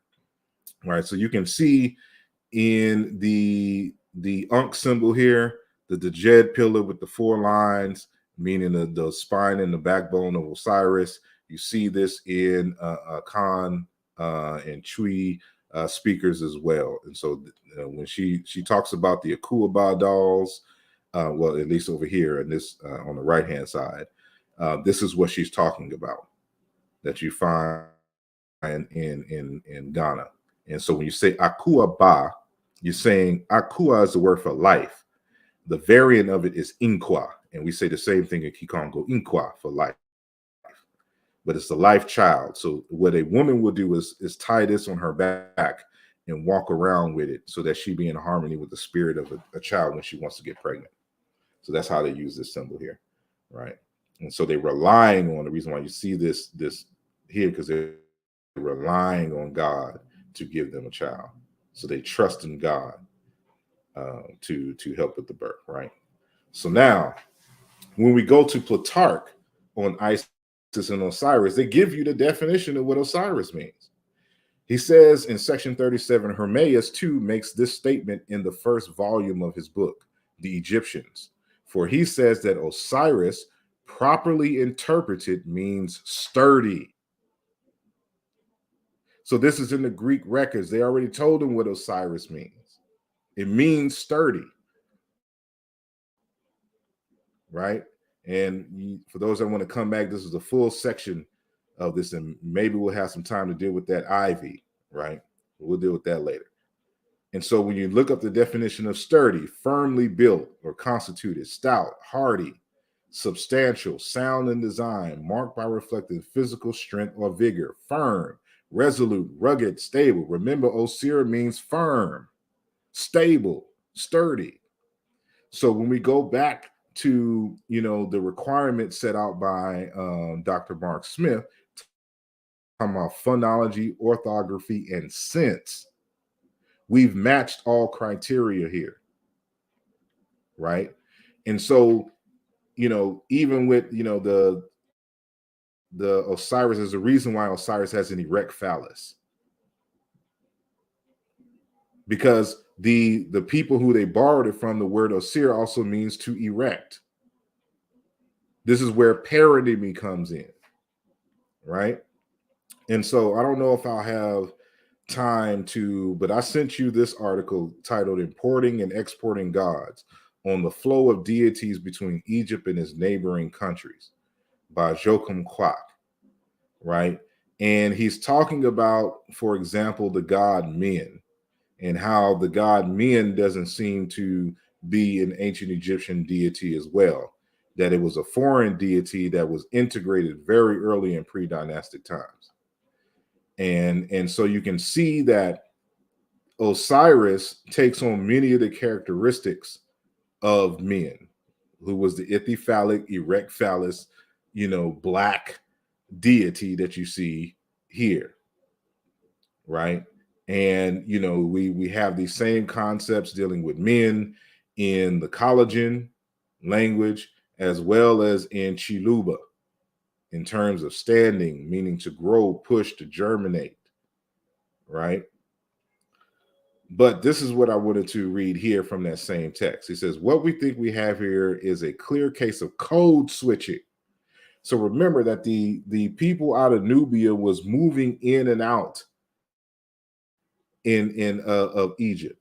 And so they were setting up communities and setting up things, right? And you would find them code switching from their language to the ancient Egyptian language. And the same thing with the concept. So that's why when Osiris, for example, comes in the fifth dynasty, it's already a full-fledged concept. There's no gradual, evolution of Osiris in Egyptian texts. He just comes in strong, has all the associations with it, because he was already a concept that was already embedded and this is my argument, from one of those Nubian groups related to the collagen, the the Luo people, the Acholi, Dinka, Nuer, etc., right? So the conceptual figure of the divine lady of the city of Byblos was clearly present, but how one actually named her depended on the language and script used. This was equally true for other deities of local pantheon, who could be referred to by Egyptian divine names when writing the hieroglyphs. We saw an example of that earlier with Het Heru, with Balat. So you can see that, the Egyptians will associate a Egyptian deity with a foreign deity, and we'll get into why in just a second. He says this was equally true of other deities of local pantheon who could be referred to by Egyptian divine names when writing hieroglyphs. Ultimately, this has to be placed into a much larger framework. In antiquity, there was a widespread belief in the translatability of languages and a tendency to recognize the own in the foreign or the other where deities were concerned.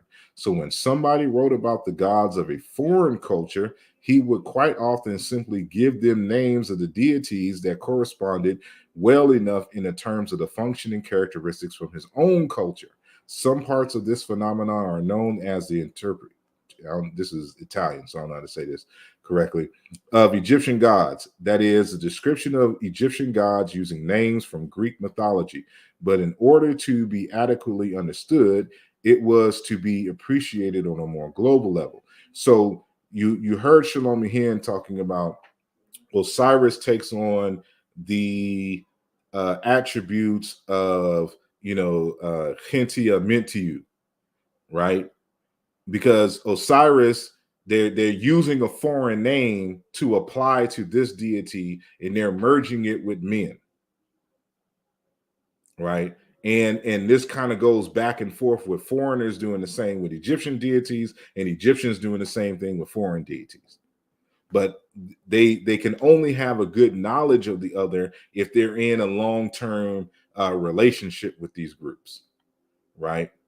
So this is just some linguistic stuff showing you, for example, Doluo, collagen, and Acholi, the same sequence or sound changes. So some words will have the S in the first consonant position, some will have the chi, some will have the K, right? But we can see even in, this is collagen, the same word is pronounced 3 different ways in the language. One with the KL or KR sequence, the other with a TL or TR sequence, the other with the CR and CL sequence, and the other with SL and SR in variant sequence. And you find this in ancient Egyptian as well, right? And so this is just an example of that, and y'all can go back and pause this and see and understand the variations of these words. And so in linguistics, we call this semantic shading. And so what happens, this is kind of in English, their version of semantic shading. But when it comes to like a number of African languages, the pronunciation will change slightly, right? So that it can have a slight nuance, a gradient in meaning. So this word occur, to call and beckon. When it's palatalized to chill, it means to call for a musical band, a request for a song. But when it's seal, to sing praise songs, sing for the oxen, in other words, to call for the oxen while they are yoked on the farm, right? It's semantic shading going on in it. And the changing of the vowels change the environment and triggers all kinds of assimilation and palatalization and things of that nature, right? And I'll save this for the questions, and these are the variations that you will see in the ancient Egyptian language of the root. I'll get into this later, but I just wanted to get to this last part where it's like the native word that would be cognate for Egyptian, for example, is the word sir, a noble and office magistrate. But in Chiluba is musalu, a dignitary, musalu, boundary, terminal edge. In collagen is ser, jump past, excel, win, to triumph over something, right? And seer, a panther skin garment worn by the priest. This will be come. And then a choli to say kal, to jump over, skip. And in Yoruba, we say asalu, a title or honor among the Ogboni people. And in Isizulu, Isilo, or the leopard, or praise name of the king, his majesty. You see these variations of the same root in all of these related languages. And this is why you see the leopard skin as part of the priestly and kingly garments in ancient Egypt. This is a real life garment that's in a museum. You find it. This is a rendering of a soup can from 1955 of the kingship in among the Baluba. You see the cheetah leopard skin here, and this is from the Batetele, the Batetela out of the Congo as well.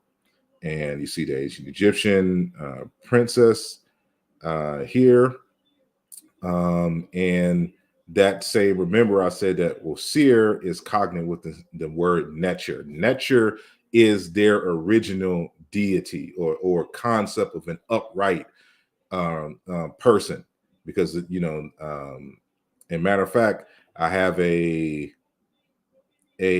journal article coming out soon on the etymology of the word Netcher, and of course I deal with the Asar there as well, right?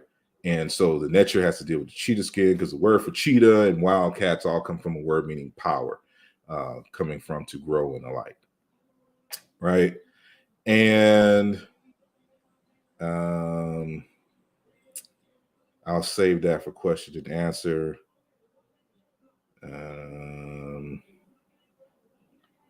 Where is it? Because even the plants is called Osiri, a climbing plant, right? And that's where, like, if we have time to go into the how Osiris is associated in Greek times with the ivy. Ivy is a climbing plant. And among the Luo, when they dealing with climbing plants, they call it Osiri. climbing shrubs, and the like, right? Because the root of the word Osir means to erect, to rise. And then it applies to plants. Then, of course, it applies to pillars and walls. And then it applies to the character of human beings. And so this is important because, like, a lot of words for king are not kings. They're just words for upright people, right? And, you know, the association of Osir, and I'm going to end on this. The association with Osar and death, again, comes from paronymy, because that word has to deal with leaving, going to the other side. And so in Chiluba, we say Shila or Shiila, leaving, Sula, the sever links to break, Shila, to terminate, to finish, Su'ulala, to detach, untie, close out. Now I said that all wrong. So Sulula, right? But in collagen, Ser, to die, going yonder. That's why Osiris is associated with the underworld. That's what the Duat is. I'm about to do a lecture on showing how the Yoruba Orun is cognate with the ancient Egyptian, how we pronounce it as Duat, right?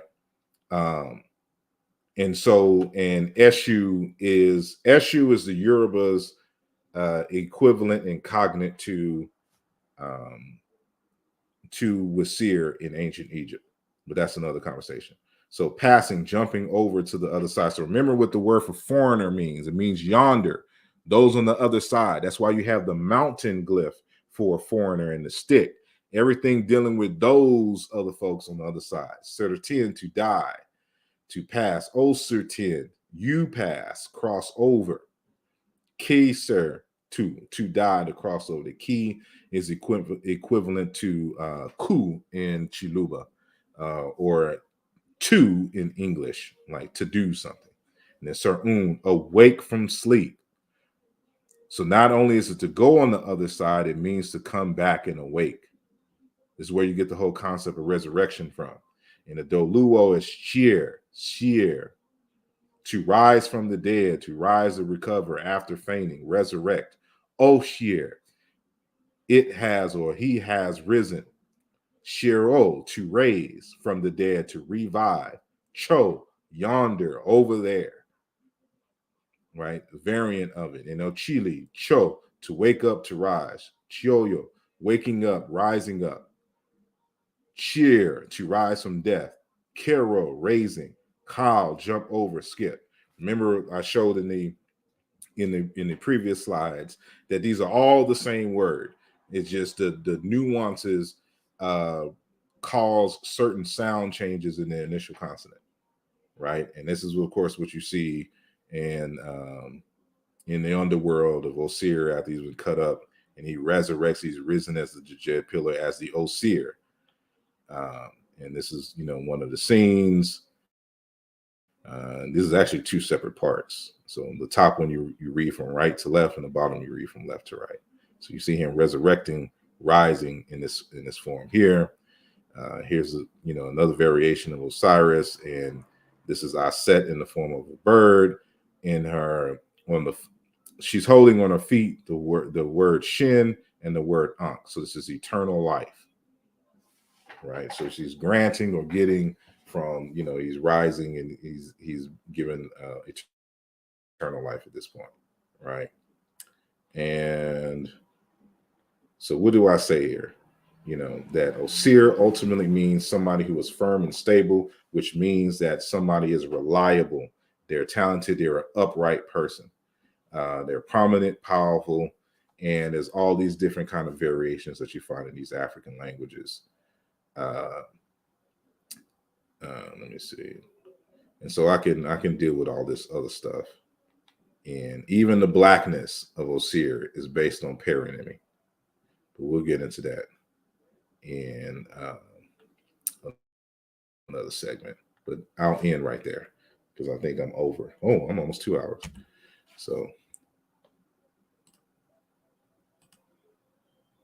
I'll stop sharing. All right. Yo, well done, man. Well done. I stayed up the whole time. I ain't fall asleep for 1 second, man. All right. So the link is at the top, man. I see Smash in the building. I see Reggie. I see Pan-African designs. I see a couple of people. Come on down, man. Come on down. Come on down. Come challenge what Asar said. Come prove him wrong. Come with y'all questions. Don't be cowards. Y'all got all this talk, and then what they gonna do, Asar? They gonna make 10 videos next week. Instead of saying, hey, let me ask this question here so we can get to the bottom of it. But the bottom line is, in those days, there was no Africa per se. So we are tribal people. So you're basically saying someone from that region, the Kalenjin, because you're the person that introduced me to that group during Kemenut trial. You had that in your slides. It doesn't necessarily have to be. I'm not arguing that it was the collagen or even the Doluo themselves, but it's a group that's related to the Nilots. And I didn't get into the linguistics, but that the way that the Nilotic languages are pronounced explains perfectly why Wasir is written the way it is, because they're trying to compensate for the pronunciation of Wasir in the foreign language by kind of using it syllabically in the Egyptian language, using the Egyptian script. So the Egyptian script wasn't designed to write the form of the language that you see, because they have long vowels and diphthongs. And the Old Kingdom or at least Middle Kingdom script, there's ways that we can tell that it is a consonant vowel form. But when they're trying to deal with diphthongs and these long vowels from foreign languages, they try to put one of the glides in the middle of the two prominent consonants. So that's why it's S, the Y, or the I or long I glyph, and then the R sound as far as that particular root. And that's why you can't find forms relating to Osiris with the word written like that in the script, because Middle Egyptian is in Old Kingdom is a consonant vowel setup, not a consonant vowel consonant setup. And let me ask you a question. Can you find, how do you determine a vowel in the language, in the Egyptian language? You really can't determine the vowels, but you can tell. See, I was trying to avoid doing a big linguistic presentation, right? Because I don't want to lose people, but I want to share my screen real quick. All right, go ahead. So full screen share, boom. Right. A while ago, you just said something important though. Before you go into the vowel, go ahead. Is I don't know what my son doing. I mean, what are you doing? He opening some box. Anybody want a 7-year-old? I got one for sale. You said something about consonant, vowel, consonant, or what did you just say? Repeat that. What I was saying is, like, okay, so let's look at these languages over here on the left, and then these languages here on the right. The languages on the left, I have the word color coded here. So the consonant is in red and the vowel is in blue. Now, these are the same words in all of these languages. It's the word for liver or heart, or it could be stomach, because in African languages, the same word, depending on the language, is going to refer to that. So the essential core, that's why the same word for heart or liver becomes the word for spirit. The derived form means the essential, the core of a person. So that covers it could cover your lungs, it could cover your stomach, it could cover your liver, and it could cover your heart. So in the notice the form, this is bere, right? Which comes from the Zande language. It is consonant, vowel, consonant, vowel. So you CV, CV. You see that? So when you see these forms, for example, in Hausa, it is hanta when they say the word for liver. But this other word, because the word for heart also becomes the word for desire in African languages. So in Hausa language, consonant, vowel, consonant, vowel. In Zande, bere, consonant, vowel, consonant, vowel. Middle Egyptian, we can tell that it is consonant, vowel, consonant, vowel. In Proto-Bantu, the word for liver, which is also the word for heart, is badi, consonant, vowel, consonant, vowel. Sumerian, the word for liver, bada or bala, consonant, vowel, consonant, vowel, consonant, vowel. Sango, be. There's a phenomenon dealing with the stress on the penultimate syllable. And so for languages like Sango, the second one is dropped. But when there is a kind of a liquid or a sonorant sound, when the consonant is lost or that syllable is lost, we know that it's lost because in Sango, it represents itself as a low tone on a vowel. So that's why, as you see that be with low tone. So when we do the comparative work, we know that this is the same word and that it lost the second syllable because it manifests itself in the tone here. But notice in this column here, we're dealing with the Beher languages. So notice how I say bere and when I say Beher. If you know you're a non-linguist and I told you these two words, you would think that these are different words, but they're the same word pronounced differently in two languages that construct their words differently. So in Coptic, the word is bai. And that nasalized volar trill was here. We know that we lost it, and because it represents itself as a diphthong. A diphthong is a vowel sound that composes of two vowels together. Now, in the Somali language, where we get the word beher from, it used to be a bere form, but the loss of the suffix forced what we call an assimilation process that forced what we call compensatory lengthening of the inner vowel. So that's why you see beer. This is why you don't see in English, you know how we get the word feet and foot? There was the plural for feet was actually it was like fetes, but the S was dropped. And in anticipation of the final consonant, because of the accentuation process, the loss of the S forced or triggered what we call compensatory lengthening of the plural, the E in the plural, which the O in the foot became E and it elongated. So you see, English is turning into what we would call a Beher language, because a lot of our words, end in, Beher languages because they don't end in vowels normally.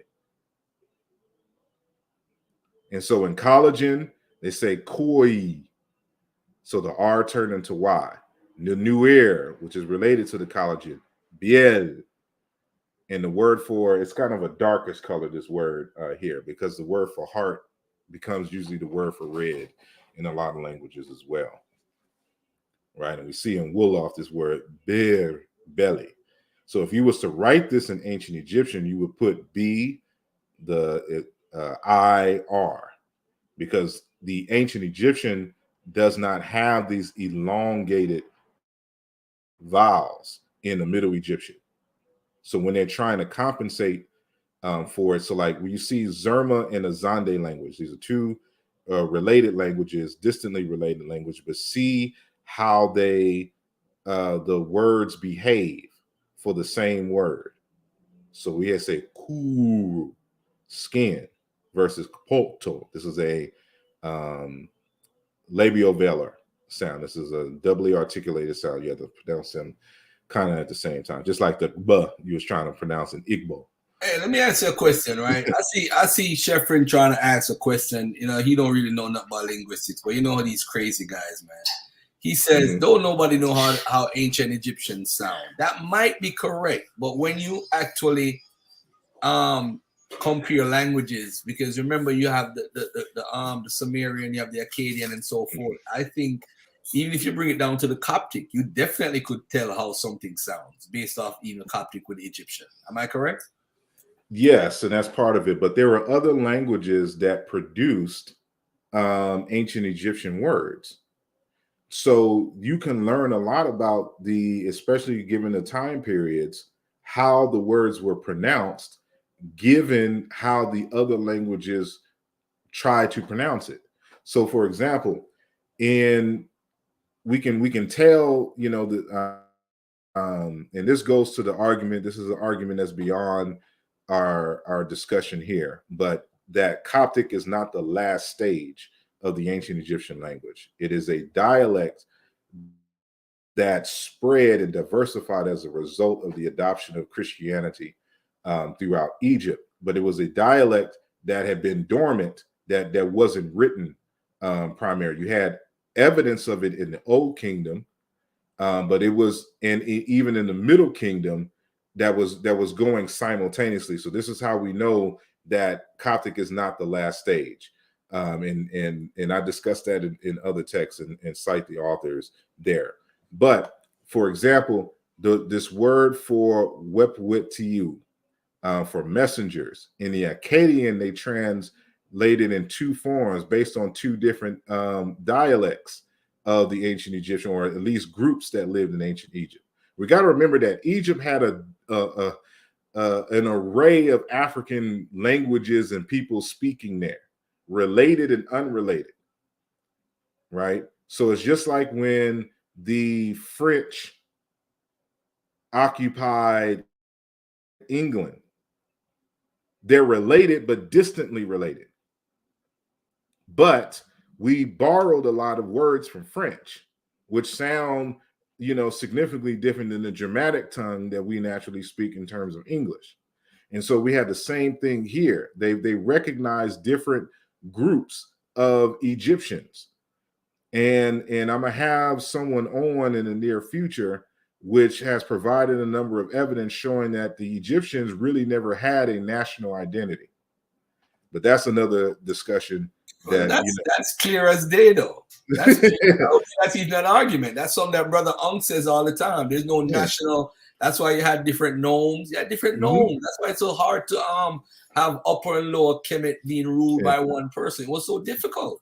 Different people have their own religion, you know. But hold on, before you go any further, Stupies, you got a quick question for Brother Asar? Yeah, a quick question. Do you agree with the sister earlier, the doctor, although she's your sister from 40,000 years of evolution, your white sister? Crazy, yo. That the bearded man in the chair means foreigner, and that Osiris might be a foreigner. Yes, but I don't agree with her. Her ultimate conclusion. Well, okay. Well, she has a hypothesis. She's not stuck on the idea, but as I stated earlier, the Egyptologists, their standard is when they don't understand something in ancient Egypt, they run to the Middle East. So for Dr. Shalomi Hin, she argues that, you know, he's a foreigner, and she's not the first to argue that Osiris is a foreign deity. Before you go any further, let me ask the second part of my question. No, hold on. Let me finish this before you hold on 1 second. Hold on, Asar. Let's be clear to everybody. The argument is not that Asar, the word, or the etymological root of the word is from Egypt, because they can't find it in Egyptian language. There's nobody arguing about that. They had some people, I think, before 1972 who proposed all these arguments, even the one about Syria. That's, what's his name? Helki or Helk, whatever his name is. But they have proposed Syria, and that, you know, they know from pre-dynastic times, and that's how his name came down. But nobody is arguing about the actual word and its root in Kemet. They already said it, so it has to be. They can't find it in the language. They can't even define the word in the language of Egypt. They can't. That nobody's arguing that. Now, as far as a foreigner now, that's where the argument and the hypothesis comes in. So she's saying that she suggests because he's in the Eastern Delta in Busiris, where a lot of Semitic folks and people came and traded and lived there, that it could possibly be a West Semitic. She's not saying that's a hypothesis. Yeah, you know, but go ahead. Exactly. Bro. But yeah, that's what I was going to reiterate. And so when it comes to foreign, she even says this in the text that, you know, foreign doesn't have to mean extra African. But her, you know, again, you know, Egyptology, they for some reason don't like to look south of Egypt to try to explain phenomena in Egypt that they don't understand. So their first bet is to go to the Middle East. So Shalom Hin, in that tradition, suggests for research that it could be West Semitic. But what's interesting is, for example, I have this book. Do I have it on me? Yeah, I do. By Yoshiyuki Muchiki, who I mentioned earlier at the beginning of the program. He has a book called Egyptian Proper Names and Loan Words in Northwest Semitic. So I don't know if y'all can see that right here. And was that during the New Kingdom, or are you talking from the Old Kingdom? This is just throughout. Wow. This is a long period. Yeah. Can I just follow up with the part two? I'm a question and finish and jump off. Just a part two. You come with a part two. And I need to ask it. If the God was a foreigner and he came from the south, would that mean that the people in the south were different people than the people in Egypt? And if he was a foreigner and he came from the west or the east or the north or the Mediterranean, wouldn't that imply that he came with different people outside of Africa? Which foreigner would you prefer? Why are we using Africa? But why are we using Africa? Yeah, there's extra no Africa because he said extra Africa. You said extra Africa. That's why I'm using the word. Extra African. Yeah, means extraterrestrial, extra African, outside Africa. You have to listen to exactly what I said. I said that Dr. Shalomi Hen, when she mentions in the text, that's why at the beginning of the conversation, I said before anybody starts trying to attack what she summarized in the interview, they actually need to read the book. It's a full book. And in the book, she suggests that the foreign doesn't necessarily have to mean outside of Egypt. And that's why I said extra African. It doesn't have to mean extra African, meaning outside of Africa. But her suggestion is that it's possibly West Semitic. So she goes there regardless. But she at least puts that, you know, in her argument that it doesn't have to be, you know, outside of Egypt. And this is what I'm stressing, that the evidence points to, not only from Greek testimony, from the culture and insight in the language itself, the words to found in the South, that it comes from the South. And so, you know, you have to get out of your head that there's a thing called Africa. No. But you said something a while ago that I don't understand. How can you be foreigner? Hold on. You know what? Finish your question. Go ahead. How can you be foreigner and not be outside of Egypt? I'm using your words to try to understand. You said foreigner don't necessarily mean outside of Egypt. But no, because she showed that it's found in Busiris. Busiris is in the Delta, the Nile Delta. In the Nile Delta, that's where most of the people from outside of Egypt lived. This was her logics. So depending on what time, the Delta wasn't even considered part of Egypt for many folks.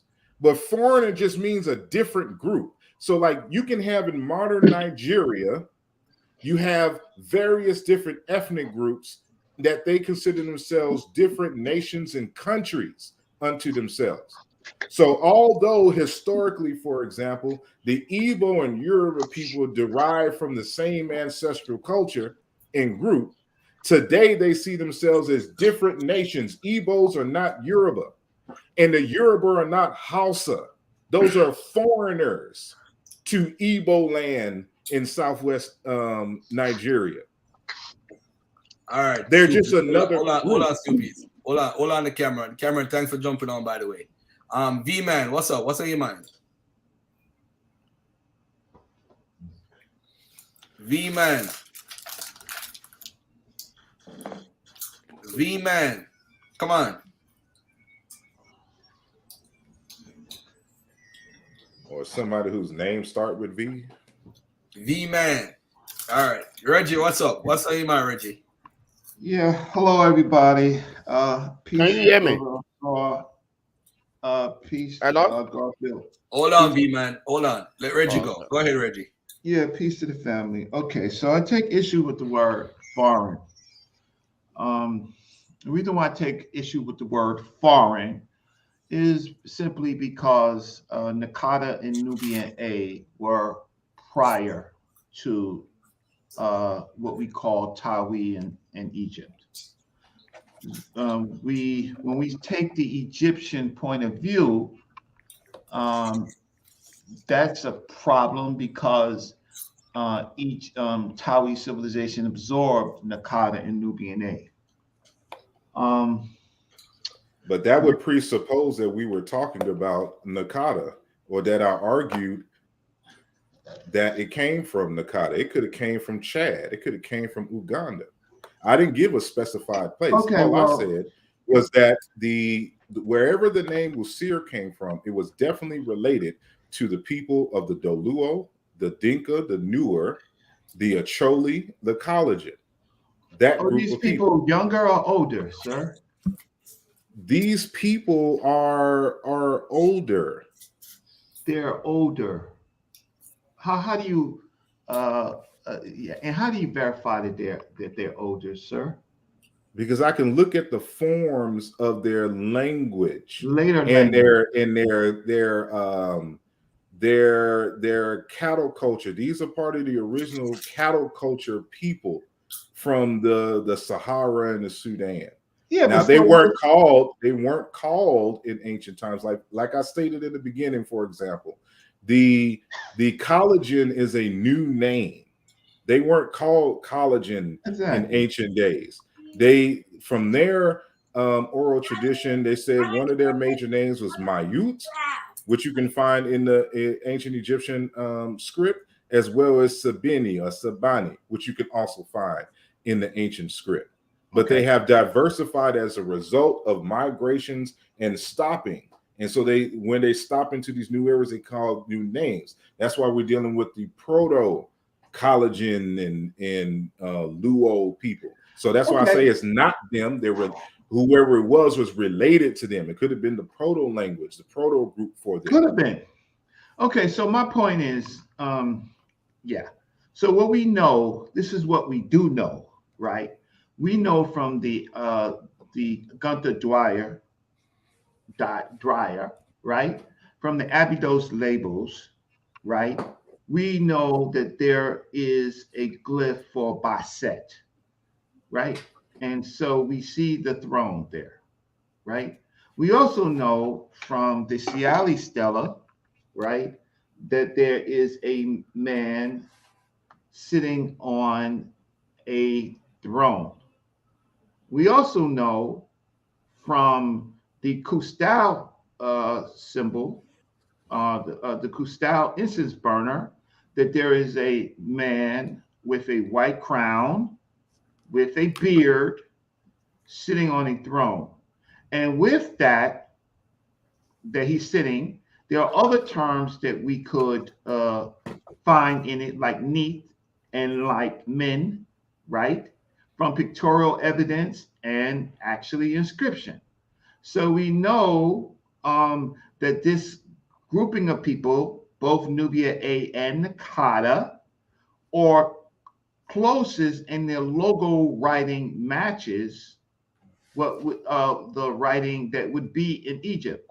In those other places that you're talking about, you have later languages and later sounds, but outside of writing, the thought. we have nothing. We can take. But that's all kind of irrelevant. She You're addresses that. irrelevant. I Listen, mean, I don't understand why you say dude. what I just said is irrelevant. Listen, check this out. Because I already addressed this at the beginning of the program when I mentioned that the scholars looked at all of this stuff, but Shalomi Hen in particular, and a few others who have dealt with this question, stated regardless, there's no glyphs that specifically mention the name Asir in these periods. So you're speculating, for example, that the seated man with the on the incense burner is Wasir. There's no proof in that text or in that that artifact that associates that with the Wasir. So they're going with where the evidence say. We can only go, we can speculate further, but we know for sure the extant evidence says that this is Wasir. We see it clearly. We don't have to speculate. So we're going from this point on forward. Okay. What I'm saying, right, is that there is a seated man with a beard, looks like a false beard, and the white crown, and he is sitting and he has a flail. That doesn't necessarily mean, as you say, that is Osir. I got that. We also know that there is another pre-dynastic god named Men, which you mentioned, right? Which would have the later attributes that Asar would absorb, right? But the word seems to come from the throne, right? As Gunter Dwyer says, Basset, for seat, right? And that seat looks like part of kingship of a place. So what I'm just saying to you, Asar, I don't like to argue with you. I don't know if you listen to the lecture, because again, Shalomi Hen did not argue that the seated man with the beard began, for example, in the fifth dynasty. It always existed.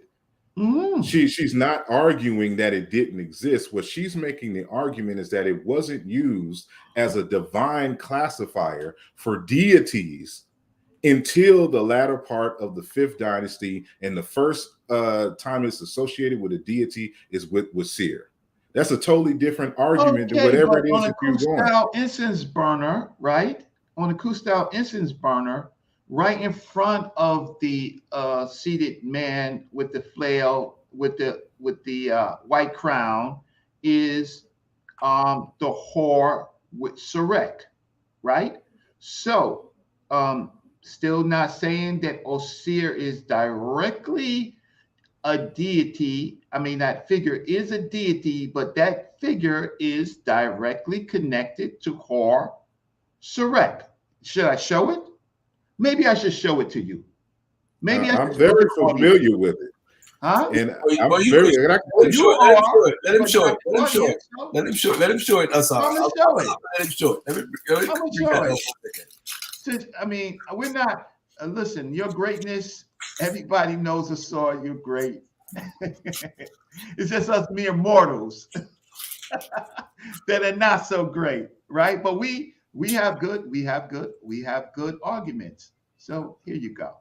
For the audience, did it come up yet?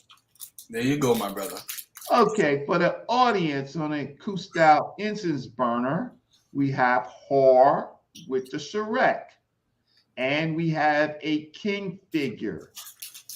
So you're saying that's Asar? No, I'm not completely saying. I'm saying. You got to partially saying. Yeah, but the point is that this is not used as a classifier. It's not spelling a word. That is not being. This is actually. That's two different things, bro. Yeah, it's not the same at all. Again, Asar, let me hear what he's saying. Go ahead, Reggie. Finish it. Okay, no, what I'm trying to say is the word. Remember when I first came on? I take issue with the word foreign. It can't be foreign to Egypt because Egypt, Batawi civilization absorbed this culture. And then when they absorb this culture, some of it is absorbed into Egypt and Nakata. This is Nubian A. So this is still stays separate, right? Here, this figure, whoever this figure is, right, is connected to a Hor and a Sherek, right? And over here, this is most likely Neat, right? So this person is connected to divine figures. I am just saying that the concepts, we don't have to go so far outside of the area. But it's not even the same glyph.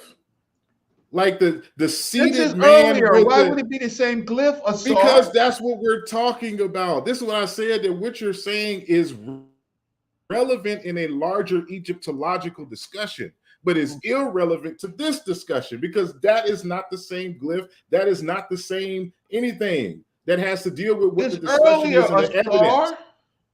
It's earlier. You're right, Reggie. It's just earlier. Like, so things don't change, things don't evolve. It's earlier. Okay. You're right, Asar. I'm gonna let you continue. It's your lecture. You did outside of some small things, I think that you did a great job, right? So you're right. I'm going to leave, and you're right, Garfield. Maybe at some other time we address it. I'm just trying to figure out where does it come from then? Asar, Imhotep, where does Asar come from? I know it's in Africa, but you're saying it doesn't come from Nubia A and it doesn't come from Nakata. I don't think there's any evidence to suggest. I just suggested that it is in the south in what the Greeks called Ethiopia. That's where the Greek records say that he came from. And they properly define Osiris, which matches the forms and the words with the languages in that area. Which particular group did it actually come from? I haven't made that argument. I'm saying that this is where we should look versus, for example, the Western Semites are going all the way to Mesopotamia to try to explain Osiris. I agree with you.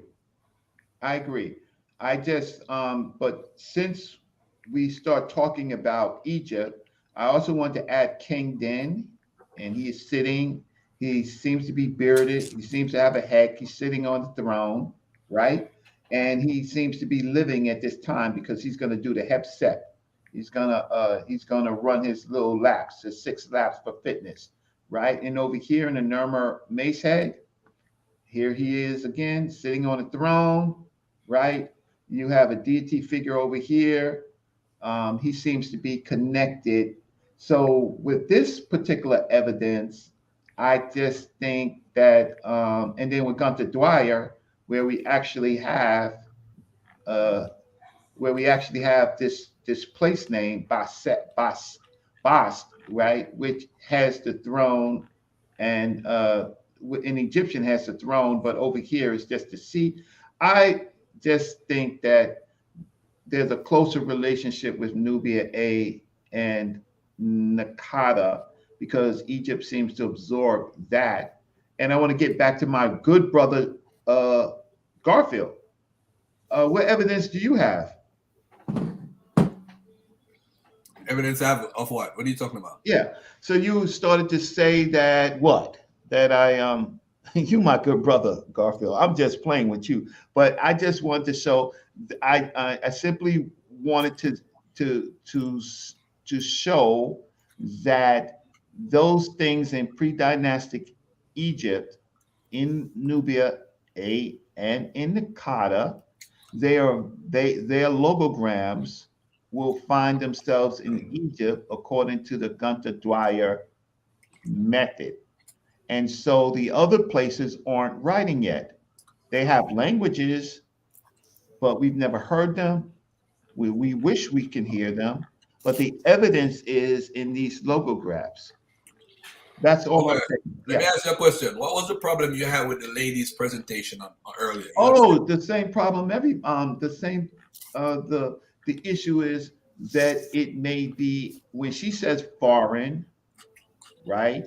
She's looking at Canaanite, and I don't know what evidence does she have, because the same people that I'm talking about, the Nubian A and the Akkad people before Egypt, they went into Saudi Arabia, and they went into the Levant. Same peoples moved. So you saying Uh-huh. people only went in one direction? No, I'm saying that these are all migrating people. I'm saying that they Okay. went in All right. many Listen directions. to what I'm saying. Yes. Mhm. What does Asar mean? To me, it's a nisbi of of of that word as, or set, which is a as or set, which is a place. So it's related to a place, and kingship would fall into that. Okay. So in the early days, before Seer was killed, before we go into the spiritual, not you, Asar, not you, Garfield, but the spiritual people, they like to go to the afterlife. Before the afterlife, he was Hold on, just Reggie. Hold on. Before the 5th dynasty, Yes. do we have records of Asar in Kemet? Basically, we have the best record, of Asar in the pyramid text. Yeah. So before Zen, I'm gonna say not directly that I know of. I'm gonna take another look, right? Okay. But no, he emerges. He comes. The ideal gels as the religion changes syncretism. So, but it doesn't gel from nothing. Where was Asar founded first? Was he found in royal tombs or non-royal tombs? Where was he found first? He was the pyramid text is my reference for today. That of course it's dealt with the culmination of what was happening in the gnomes, right? And we don't know which gnomes, right? But this concept of regeneration and kingship and the things that we find in the pyramid text comes from the gnomes. Now, why? Because everything else is coming from the gnomes. They seem to kind of centralizing all of the ideas to kind of quell or unify the people. So I don't see before the 5th dynasty, but we have the glyph. That's the whole point. We have a part of the glyph that makes up his name earlier. What's the glyph? This glyph right here.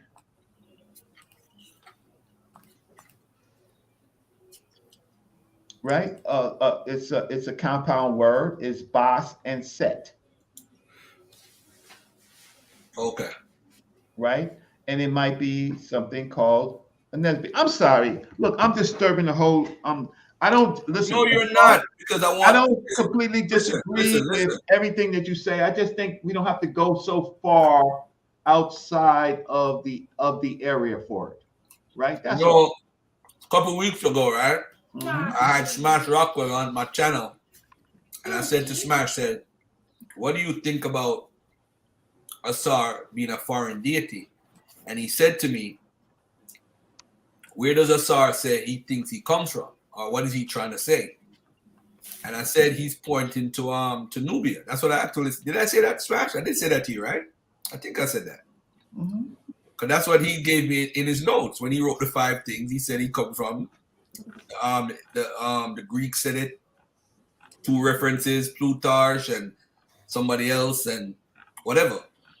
But there's other people that says he comes from other places. But the one thing that they do agree on is that nobody really knows the meaning of the term Wisir. It's not rooted in Kemet. That's the point. So if the word is not rooted in Kemet, that in itself is telling us there is a problem. No, Oh, I'm it's just not saying the okay. word. Okay, you want to start debate that now? No, wait. I could just say it's a derivative from another noun, right? Which is That's a hypothesis that you would have to put forth and all the details and the arguments for. There's plenty. I just gave a few of others who have tried to make this argument since the early 1900s, making those types of strategies, claiming these other things. I put my ring in the hat, but mine is going to a journal dealing with this. But that's why I put the criteria. Like, you have to have a certain criterion. I think Dr. Mark Smith, in his Following Osiris, puts forth and this is just common that we require even in just general linguistics. He says, what is needed is one that satisfies in terms of the etymology and meaning of the name, that satisfies the requirements of phonology, orthography, and sense, meaning semantics, in terms of his applications in his usage, throughout history. And that's why I think, when you go into the Sudan and the derivative cultures, as they continue to migrate further into going to the Great Lakes, they better answer than anybody I've ever come across trying to suggest something else on some wild goose chase, trying to make it make sense in the Egyptian language. Like people have a problem for some reason believing that the ancient Egyptians could borrow something, or that something could not be native to ancient Egypt, even if it's inter-African today. It still is something that was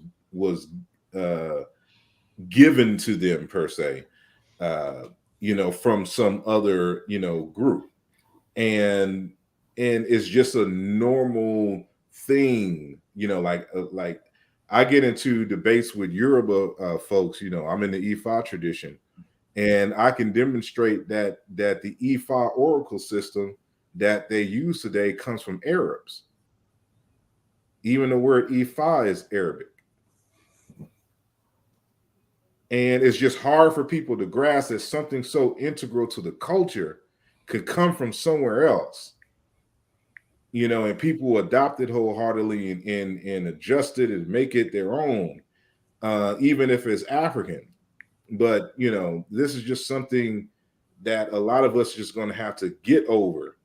And just so we can understand history better and the interactions and the flow of ideas. And I agree. All I'm just saying that prior to what we call Tawi civilization, the two lands, right? They absorbed Nakata, right? And some thinking of Nubia A. And so there, Gunther Dwyer has helped us with a methodology of looking at the pre-dynastic labels and tweaking out what they may say. And in those labels, there are lots of other words, right, that we find that he's tweaked out, that we can understand what they mean as we analyze this with ancient Egypt. And so one of the words over here, Dua'ak, right? Dua'ak, mountain of light, right? Mountain of light, and this one over here with the Dua, with the mountains again, right? And possibly, most likely, the night, right? With the night, and over here, As, and the Ba bird, Ba said. We see the origins of ancient Egyptian these of words or logograms that we will find in later ancient Egyptian. So so I'm not fighting you. Good presentation. Good presentation. I'm going to listen to the rest. I just think there's a closer proximity. Egypt is not the magnet. The magnet is the South. Hold on 1 second. Hold on 1 second, Reggie. Brother Smash, to see if your mic is working, brother. Mic check. Y'all can hear me? Okay. Yeah. Go ahead, bro. You wanted to say something real quick before we get into something else? Yeah, peace to the people, peace to the panel, peace of Asar. Good presentation. I was looking forward. See, they set me up like you was gonna take Asar to Syria or something, so I was waiting with my bows and my arrows. But here's remember you was on here the other day and I told you where he's going. I did tell yeah, I you. know. I might have forgot though, because I think the lady misled me. I got misled by the titles. But here's the thing. I want to see if you came across it. It's something I thought that since between A40 and A49, we know these different variations of divinity. In one of them, Hold on 1 second. Hold on 1 second. Reggie, I want to share my screen so I can go to that slide with these variations of the glyphs as he's talking about it. All right, continue. I'm sorry. Go ahead. Yeah, I appreciate that. I think it's going to be smack dab in the center of that slide you got. It's the one where, and it's most, I think we find it associated with Ptah maybe once, but it's most closely associated with Fair, and it actually has the WS or the Was scepter as you know, as the symbol for. You see that one, number 6 or something? 1, 2, 3, 4. Number 5. This one right here. Yes. Yeah, he has the white scepter and the white crown. And I just want to know, have you ever thought that maybe the was in the was scepter with the IR word combination actually makes was ear? And even if we look at the combinations of the other deities, we know they come up with a lot of deities with compound words. I just want to know, had you come across that or given some thought towards that? All righty. And I'm glad you asked that question because this is something I didn't get to go into. But I argue again that my hypothesis is this, that Asar or Osir is a foreign deity. And the concept and the language from which it emerged is a related language, but is a distantly related language. They have cognates in the language, but they're written differently, and they weren't deified with all the articulations that we find with Osiris later on in the 5th dynasty and later. And one of the things we got to understand about ancient Egyptian is that, you know, it's a language that comes about from an emergence, or what we call a convergence, of other related languages, and there was a lot of borrowings. And you can tell by, for example, this wasir, the word for powerful and strong. There's a syllabic inverse. So there's a correspondence between R and the nasalized velar trill. And I thought I showed that. Let me go. Maybe. No, I think I need to go. So I try to show that with, for example, here. So you see how, for example, this word, you know, it should be like ribi. To love, to desire, to wish, to long for, etc. The inverse of it, and there's a correspondence in Egyptian between M and B sounds. So you see the syllabic inverse is mer, to wish, to love, to covet, desire. Rebet, cow. Merit, black cow. Rib, chisel. Mer, chisel. These are two different languages that converge in Egypt, and they're calling the same thing by their language. So, you know, both M and B, when intervocalic becomes W. This is another reason why we know that Middle Egyptian is consonant vowel, because of the weakenings in certain consonants. But death, to be dead, and then mer with the H suffix, to decay, to pass away, etc., etc. So when we say ab, its dialect variant is mer. And so when we go back up here to Wisser, powerful, strong, the second dialect is, Was. So I would say that the Ib dialect is the same dialect as this Egyptian, what I labeled Egyptian dialect 2 here.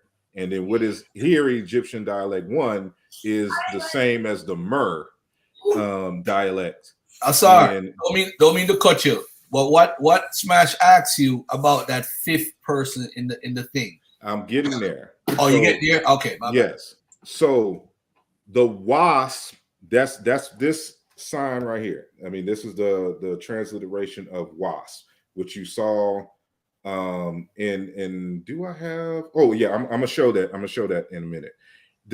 All of these words come from a root meaning to grow, to expand, to become strong. It also doubles as a word for rich and wealthy, etc. And it also becomes the word for trees. This is where we get the word wasiru, staff, rods, and isiru, a scepter of tamarisk wood. Because isiru is also tamarisk. Remember that the story of Asar, he gets killed. Well, there's one where he gets buried in a tamarisk tree, right? Because they're playing off of the isir consonant sequence for paronymy. But that wa scepter is the variant of this wisiru, staffs, rods, which is Ashe scepter in Yoruba, right? And it's the same thing here.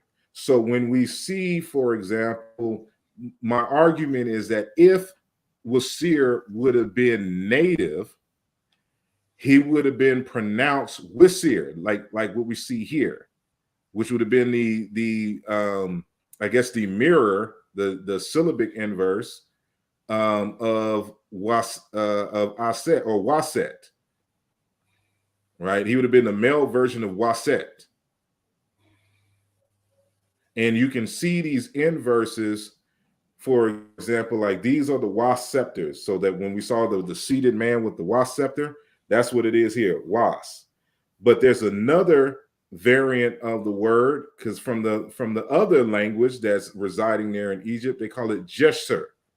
And this is the glyph for it, and it means staff, right? And I didn't get to show it, but the j is a prefix, and we can show it with other words. But you see, wisser, it is a variation of this word sir, meaning a noble, and he's holding a particular staff, and is cognate with the collagen siarit, staff used by respected men and shepherds, big stick used as a club, right? So the collagen will be closer to this group, but this is another group here. And so what I'm saying is that it can get confusing because they're related people.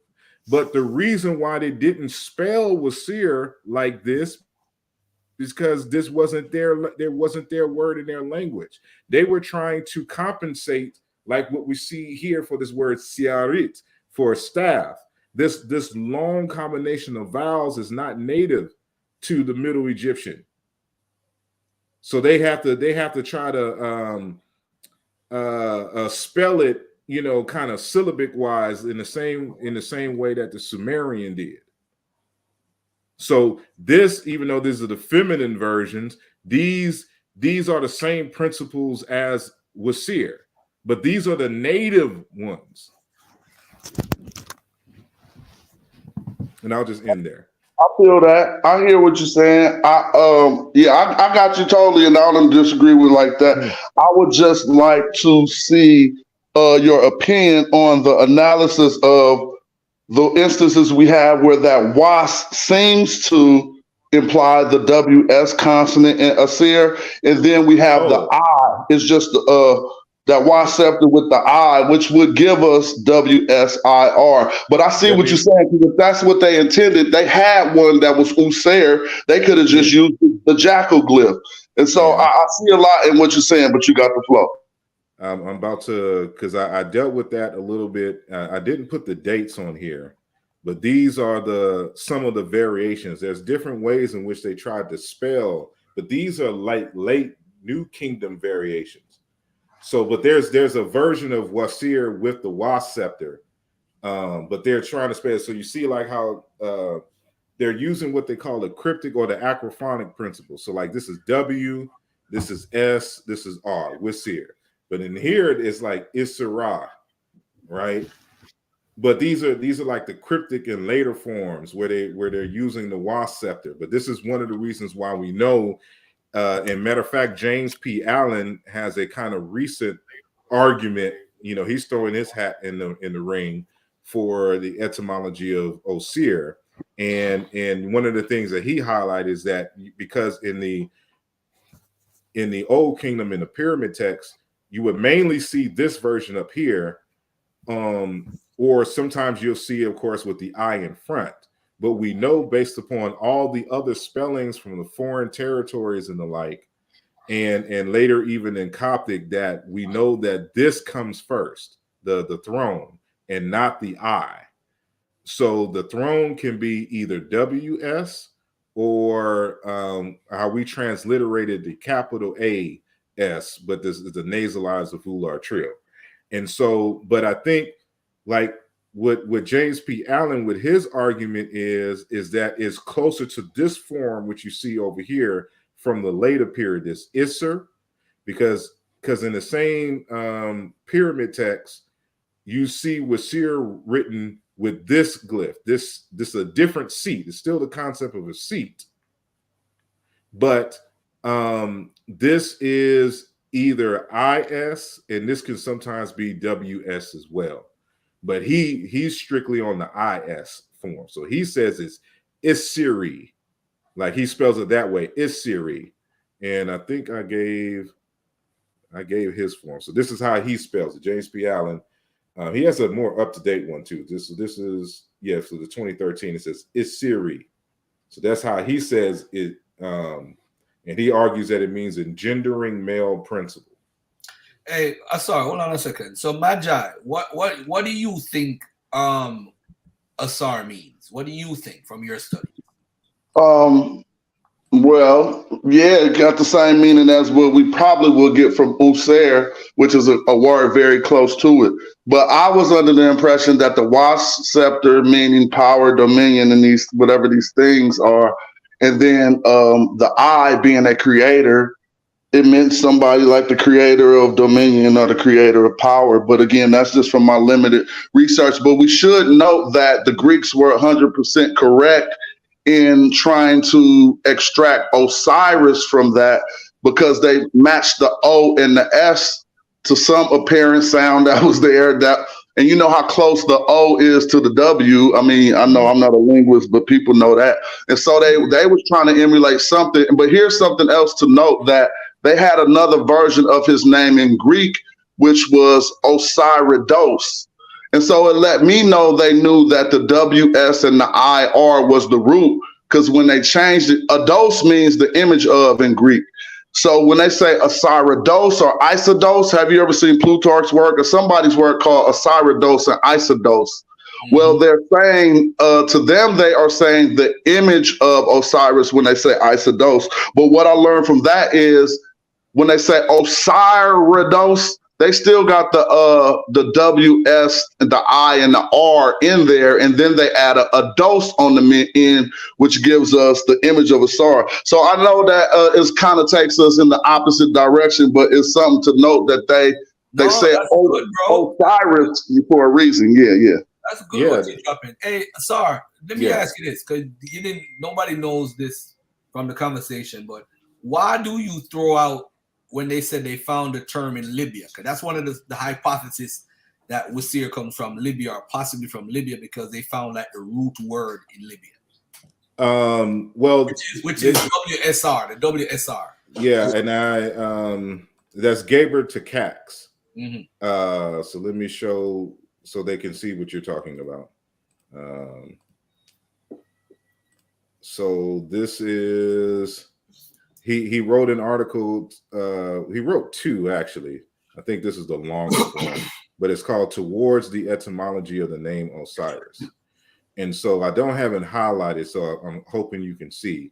But he argues here. He says that it's basically, he says thus Hasa Shure with the long U. That's what that U plus the 2 dots, the semicolon means. It's a long U. Shure, an Egyptian Wisir, may ultimately be of common origin, with Berber Wasar, to be old. Ilhar, and S becomes H in this instance. And there's some German words, all meaning old, regardless. Nefusa Usur, right? Usur, to be old. Asar, Usiret, etc. And so what I don't argue that what I was saying is that I partially agree with him. Now it would have to be based on the comparative method that these are actually related to the forms in which I deal with. But what I was saying is that although they may share a common origin with the name Wasir, I'm saying that, well, where is in any of his stories or epithets where the stress is on him being old? And so I'm saying if this is the only evidence that you have for a Libyan origin, I don't think that's enough, because there's nothing that you can mention. So remember the criterion from Mark Smith, that it has to deal with the phonology, it has to deal with the orthography, and it has to deal with the sense, the semantics, the sense, the characteristics as outlined in the actual Egyptian text. And there's nothing to my knowledge. I remember Ra being old. You know, that was one of the reasons why, you know, the people on earth was making fun of him, because he was old. And then he sent down, you know, Sekhmet to kill off humanity. And, you know, that whole story based on them making fun because he was old. Like in that kind of sense, if there was a story like that with Osiris, then I can make these kinds of connections. But to my knowledge, I'm not all knowing in ancient Egyptian, but to my knowledge, I cannot recall such a story or association with Wasir being old as we can definitively, say go now is Berber. So that's why I dealt with the seated man with the beard, because when we go down into the groups that we still find the name. So remember, Osiris is a common name. It's just like if you know if you were Luo, Brother Garfield, you know, we would call you Garfield Osiris. That would be your actual name. Right. From, you know, like there's people living with the name Osir, Osir, just like how you find in Greek. Right. In all of in Sudan, going all the way into Kenya. Yeah, that's weird. So the fact that we can find just the names, and then it matches the context of the name, because it has to deal with somebody with upright and good character, and you have to prove that by your adherence to the taboos and your virtues. That's why you are labeled Osar after you have been able. That's why they give you the term Makeru. So Makeru is their concept, their original concept for what is embedded in the name Osiris himself. What's Asar? Let me ask you this though. We look at Asar, and we see Asar in the 5th dynasty in non-royal tombs, not royal tombs, which is key. Non-royal tombs. So are you saying that these are regular people, and the people who are higher up adopted? Because that's what she was saying in the interview. It was like a yes, that's a totally possible, because again, there's, for some reason, and I'm not saying that you are doing this, I'm just saying in general. I know when I first approached Egypt, you know, I had the mindset that everybody was the same in Egypt, right? Like it was one just solid group in Egypt. Now, Egypt is a cluster of various different ethnic groups who migrated in and out of all of the territories throughout its 3,000 plus year history. There's whole groups Like the collagen, when in their oral story, they don't say that they were all the Egyptians. They say that they were the military clan. And if you know how Africa operates, they operate at least classically, by way of ethnic groups.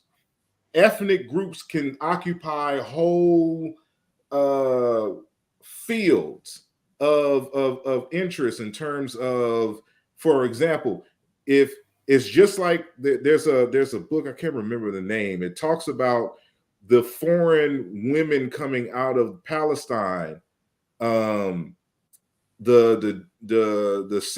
Semitic women, because they specialized in sewing, right? Just like the Magi group their group specializes in warfare. There's different groups that become mercenaries. For example, like the collagen, the Sabini, that's who they were. They were a branch of the military. They're a nomadic military clan, even to this day. So when you have whole groups who come in and settle, and they're not coming in totally abandoning their culture, they probably still speak their own language, but they're now bringing concepts that are important to them and bringing it into ancient Egypt at different times. And matter of fact, I'll end with this. I wanted to read this earlier. This is I'm holding in my hand a book called Traditional Religion in West Africa. And there's an article in here. It's an edited work, so it's different authors for each chapter. And this author, he wrote the chapter called A Historical Study of Yoruba Religion. So he goes through all the ins and outs of Yoruba history and religion, and he partially concludes on this point.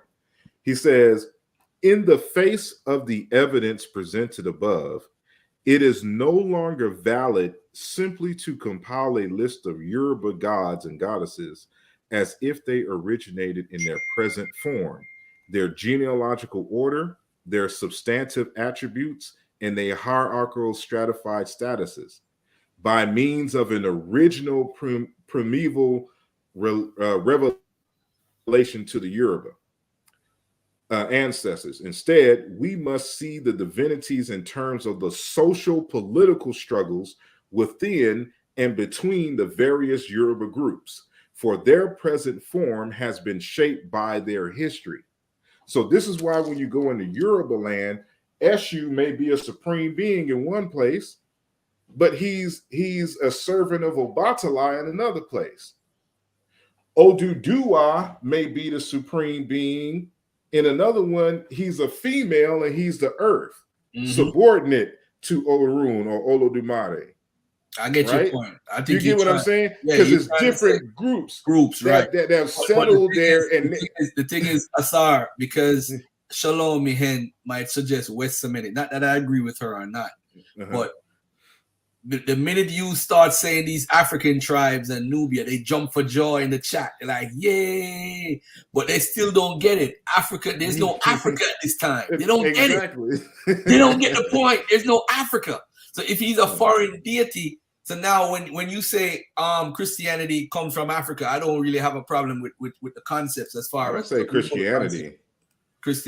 Christianity was born in the Middle East, but the Jesus figure was inspired by Osiris. That's my argument. Yeah, the mythical elements. That's now, I'm not saying that like it was born and came out of Africa, then it as Christianity, and then went into earlier you talked about the Eastern Delta was even considered a part of ancient Egypt at one point. Yeah, because of I remember people don't understand the Beni Hassan, although I brought it up in the interview. It's kind of late, but what they were bringing in was something called galena, which was like a blue makeup that the Egyptians would put over their eyebrows or something to that effect.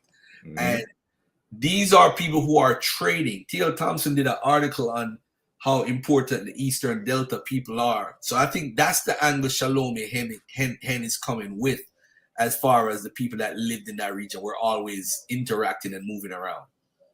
Yeah, as I mentioned, even in Aluja Volume 2, when I was dealing with Dr.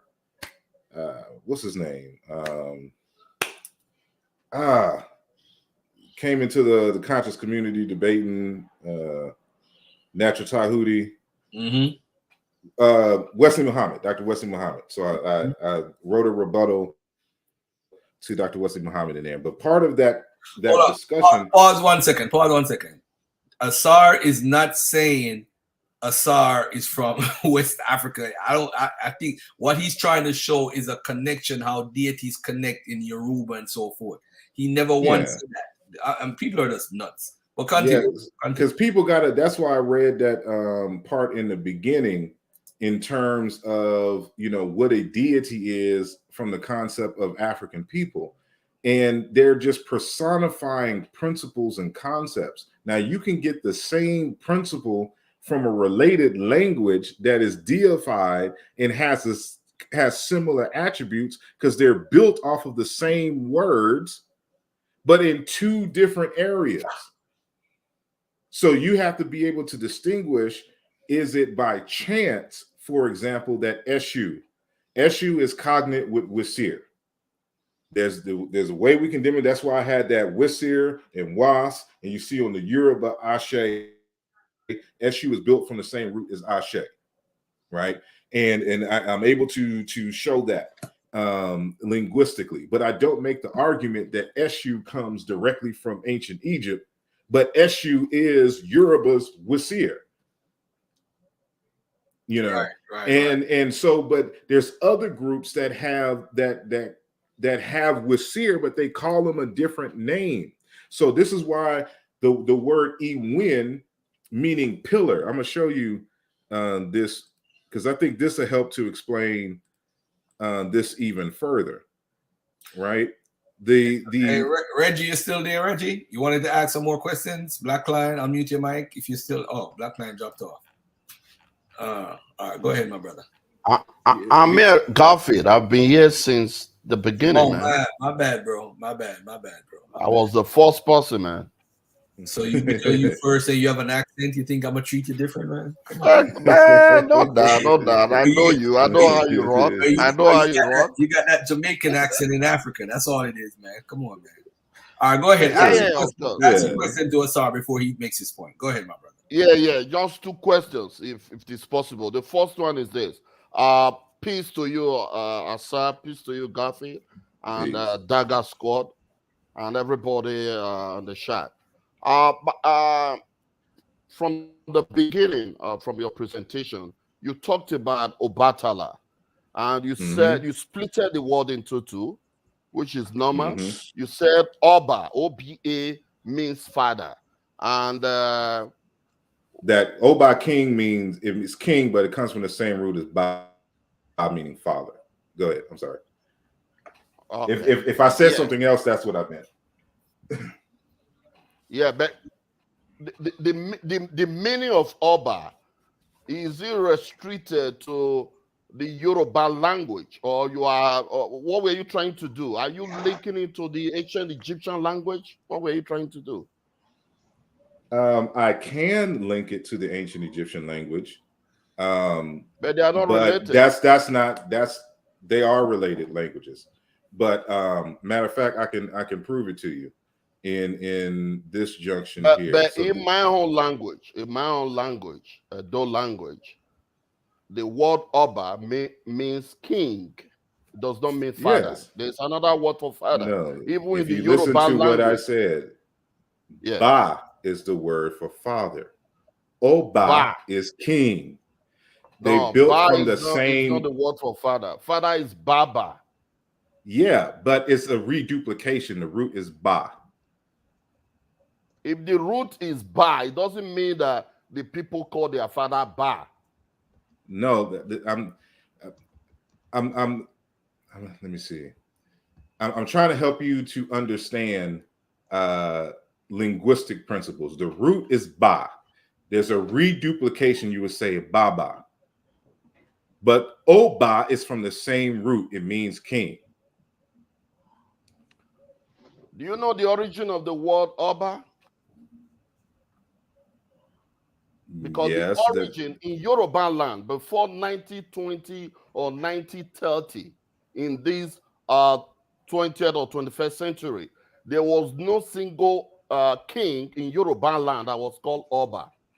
The Yoruba people got that from the ancient Benin Empire, because they call their king Oba. You understand? That's So fine. It's still the same word. 1930, there's no word Oba in Yoruba land. That's a well-known fact. It is there now. It is the same. See, I don't base my findings on a single language. Matter of fact, this is, I don't know if you've heard of this scholar. He's a linguist he's a Yoruba linguist. His name is Dr. Modupe Oduyoye. And this is a text I'm holding. I've heard of him. This text here is Linguistic Connections in Yoruba, Ancient Egyptian, and Semitic, right?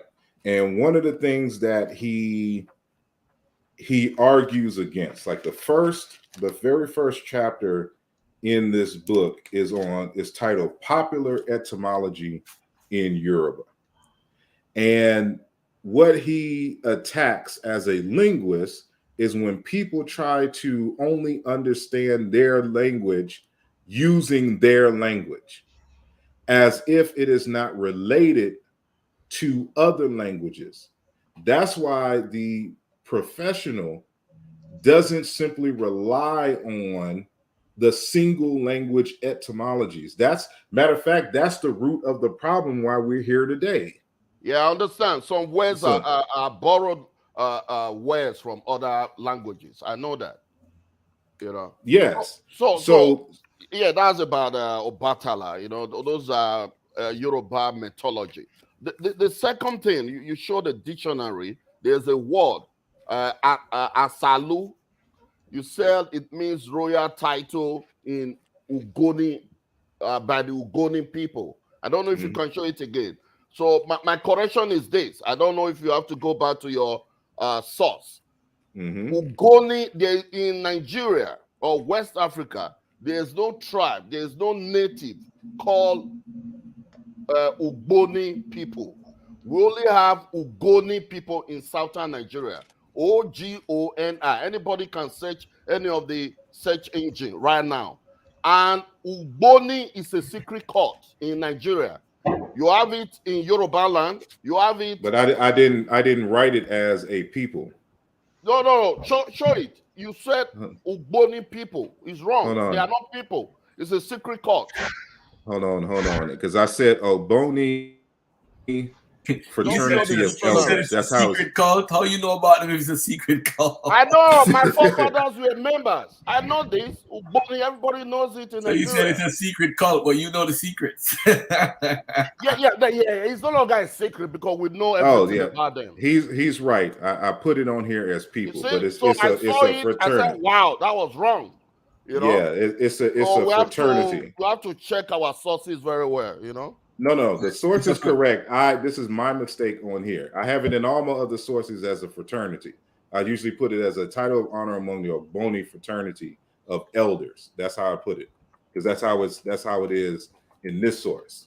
Yeah. It's a fraternity, and their motto is the third eye that sees. We know about Ogboni in the secret cult. Hold on a second, V man. Reggie, you wanted to say something, Reggie? Yeah. So, okay. Yeah. Hold on. I never got to finish my because you had him ask the question before I finished the point that I was going to go to. I'll go there because before we lose that point, the point here being that Osiris is called several epithets, but they all mean the same thing. So remember when I read that the Egyptians will see a foreign deity, but will call it something that's translatable in their language, and vice versa. And so this is why, like, this word Iwin is a god of Osiris. It means pillar.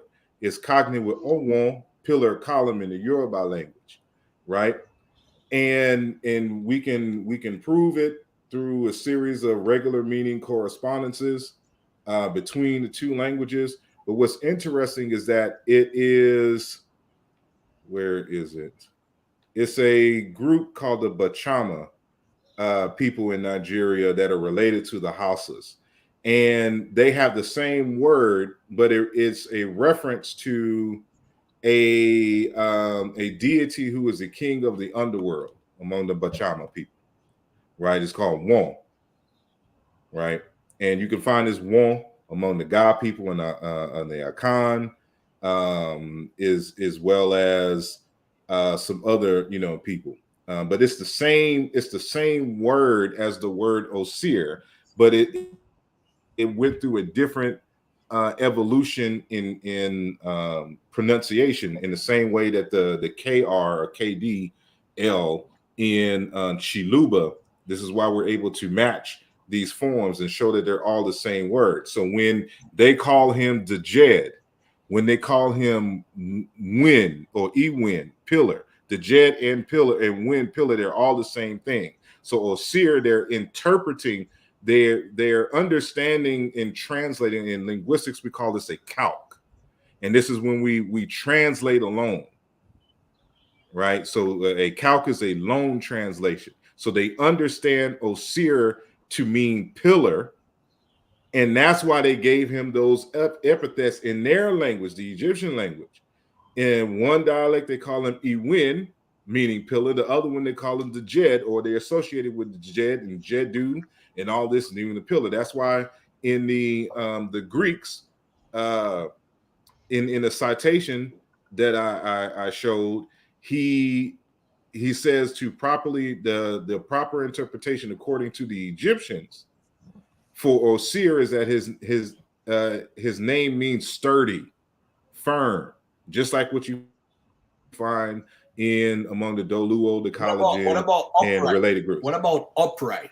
It's the same thing. Same thing, right? Because it comes from the verb meaning to erect. I think your connection when you show like the 42 or the judgment scene, I think you made a lot of sense right there. That was impressive. That was definitely impressive. Because if they're going through all of that to be upright, saying that, hey, I'm upright in the afterlife, so I'm gonna repeat these. But also it's what they're saying, because you got to remember that you don't die and become an ancestor in Africa.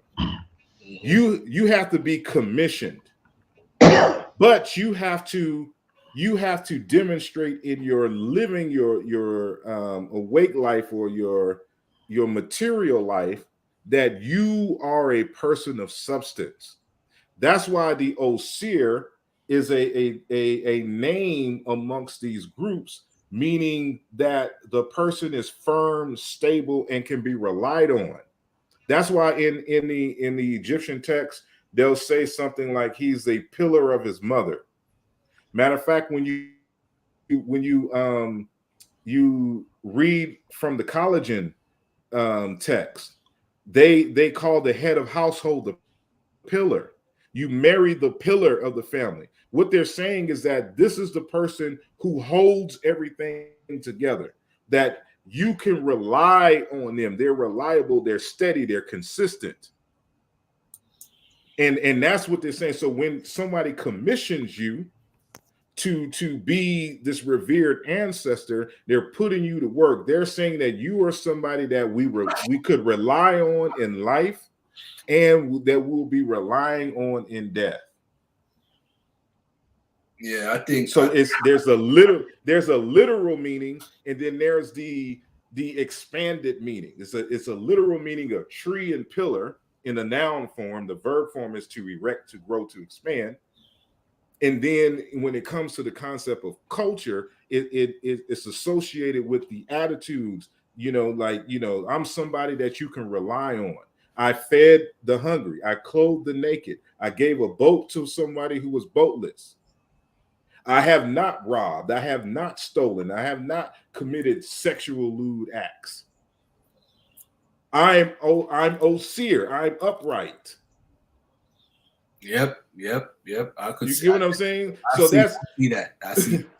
So what is deified and part of a myth? This is the key though. Was there any other deity in ancient Egypt that stood for those things that he's standing up for? I'm sorry, say it again. Is there any other deity or before Asar that they're demonstrating that in the culture? Men. I would, Men. Yeah. Okay. Yeah. Or Min they say is a foreign deity too. Yeah. And Dwebden. Yeah. But even still, like you see, what you got to understand is that, and I'm having like we're not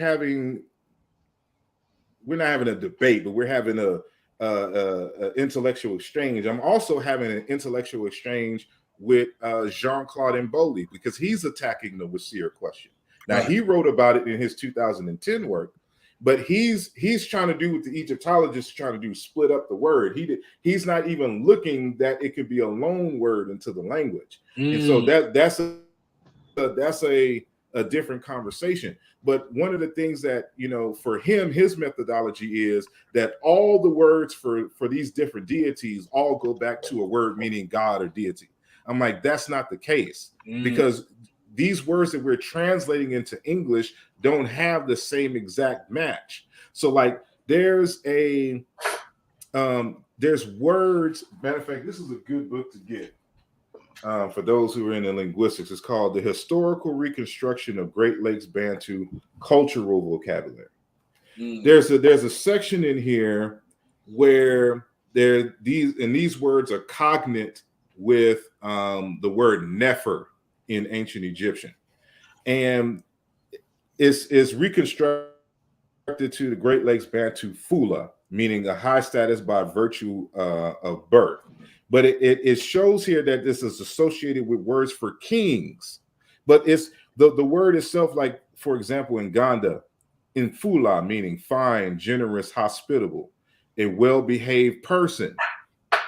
Obofula, high status by virtue of birth in a ruling clan. Infura, group of elders who stay with the king and whom they consult. One here is for king. Mufura, soft, gently, friendly. Gentleman, sociable, hospitable. So the word for like a noble, what we would translate into a noble, is a word dealing with somebody with good character, which in the phrase in the Yoruba tradition is iwapele, gentle and good character, right? And matter of fact, I was at a conference some years ago, it was the Nile Valley 2 conference in Atlanta. And there was a researcher out of Sudan who came to present. And he was giving us the breakdown of the word Kendaki or Kendasi. So when you say the Candaces, so to speak, of these Nubian female rulers, like, of course, when we translate into English, we say, like ruler or female, kings, but that's not what the word translates into. The word translates into pure woman in the native language. Just like when we're dealing with an Osir, as someone of pure good character. So it's interesting that I've started this research, and there's a group of words that we're translating as king and leader and ruler that literally means someone of pure good character, an upright person, somebody who's kind and generous. Hey, let me ask you this, Reggie. Before I go, Reggie, go ahead, Reggie. Before I ask my question. Yeah. So I wanted to let me share my screen real quick. So again, we're just having a intellectual conversation. Yeah. So here it goes, real quick. So I've done. This is just part of what I've done. I have a whole list of pre-dynastic words that I have looked for compared it to the later Egyptian. So if we want to call the Nubia A and the Akkad foreign, okay. For this purposes, I'm not going to. I'm just going to say that they were before. That's my only distinction. So over here we have two figures holding what is the ancient netter form, right? The netter symbol, and I interpret them as a hymn Here we have in Tomb 100, I think, we have the elder, right? We don't know what it is in pre-dynastic time, but in ancient Egyptian, we have the same figure with the cane bent over, right? And he is the Shemshu, the elder. Here we have two figures with the Wa symbol in their hand, right? And in later dynastic Egypt, it's Wasir, right? Powerful, wealthy man. I'm just again just saying that Wasir and it's all in context, but the king, who's a title, we got to understand that Wasir is not a name; it's actually a title. It's not a person's name; it's a title, right? So that person is powerful. The first one that they can say, so it's connected to being a king, or connected to being powerful. So when humans become in their afterlife with seers, they become akuls. They have more power. That's just those are just my point that with seer is a context word. It's a title, but it can be applied in different contexts. So I just wanted to add that. I may be wrong. No, I agree with you, but Yeah. and I think that helps to prove the point. It's a title in Egyptian, Mhm. but it's a name in Sudan. It's like everybody's walking around with the name Osir. So it's just like when we use the word, like the word pyro and the word fire are the same word, but from two different languages and branches of the Indo-European. But when we use pyro, it's very restricted. We don't say pyro interchangeable with fire. We only use pyro in like pyrotechnics or Hey, Reggie, something like that. It's real. Reggie, So that's how we're serious. Reggie, put that back up for me again. Let me ask you a question about what you just put up. Because you just showed something that was kind of interesting. And then I wish I had Asar slides. I could just put them side by side because I want to ask you a question based off of his slides, but I can't put both of them up at the same time. All right, let's take a look at this. Now, this line what you have here in the middle, the one with dynastic Egypt, and then you had Wasir. This sign for Wasir, when is it dated to? Oh, this is I don't know if this I don't know if it's Tomb 100. It may be Tomb 100. So it's dated. No, yeah. So it's dated.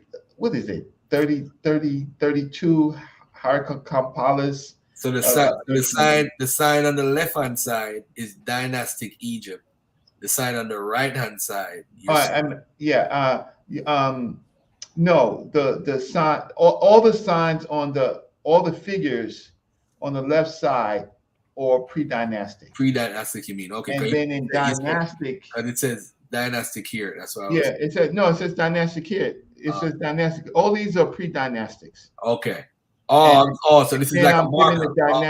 My bad. I'm dumb. I'm stupid. I'm giving the dynastic what I think is what I see in pre-dynastic. So dynastic period. When is this for the dynastic period? Right here. This Wasir sign. The dynastic period is well, this particular glyph I have to actually go back and find it, but it's in the period probably anywhere between. It's a glyph. Actually, it's a dictionary glyph that I pulled out. So okay. The date. Okay. But when I mean the dynastic period, did you just do this, or you had this before? What? No. I have this as something I'm working on. I know you quick like polite on your rebuttals. You quick like polite, So no. I gotta watch out for you, man. No, all right, no, because Pan African design is saying great chronology, so we got to be careful because this might mislead people to thinking like this is pre-pyramid text, first intermediate period.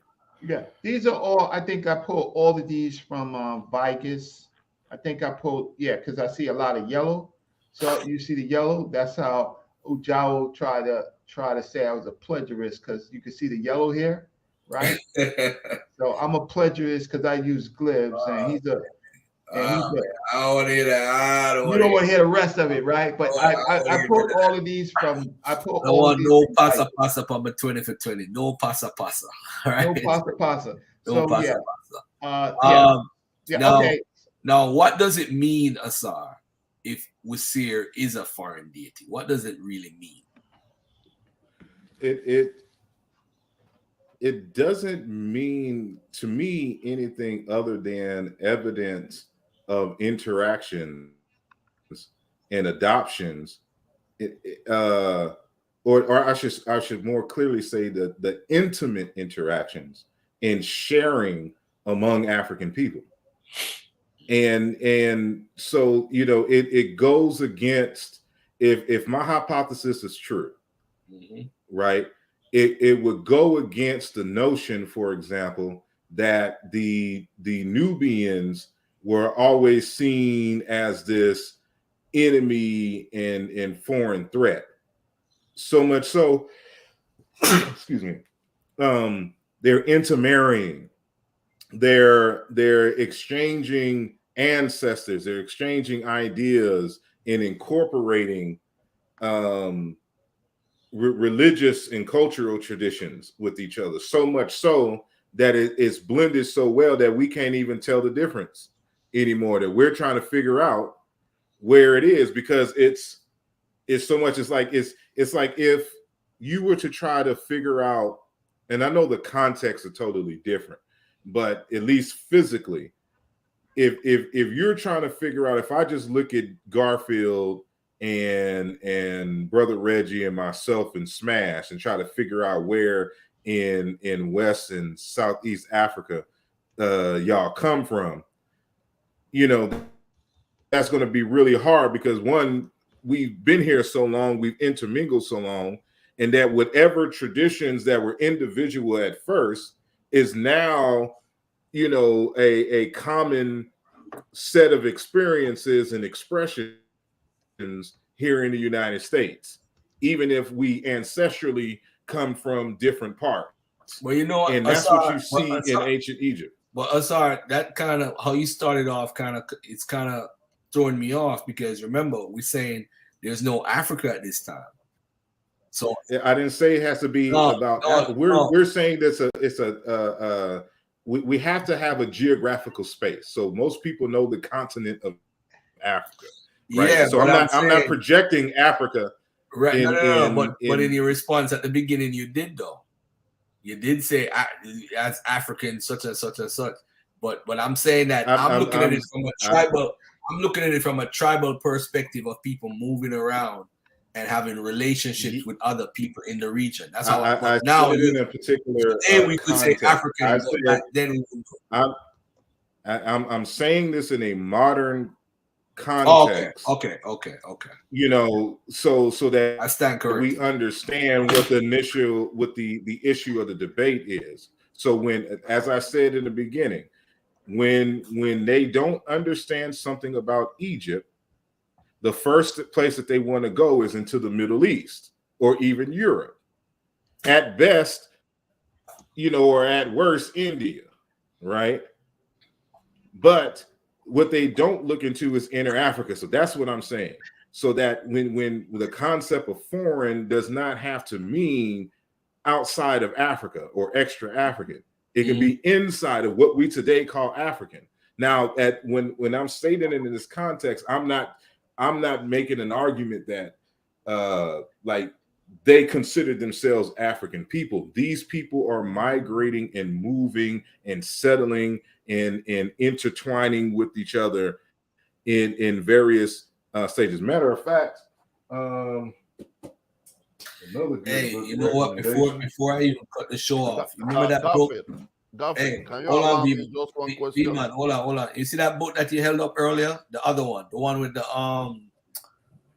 Old Kingdom loan words. What's the name of that book? See if I could find that book right now. What's the name of the author of that book? He's a Japanese Egyptologist. His name is Yoshiyuki Muchiki. I don't even know how you pronounce it. How you spell it?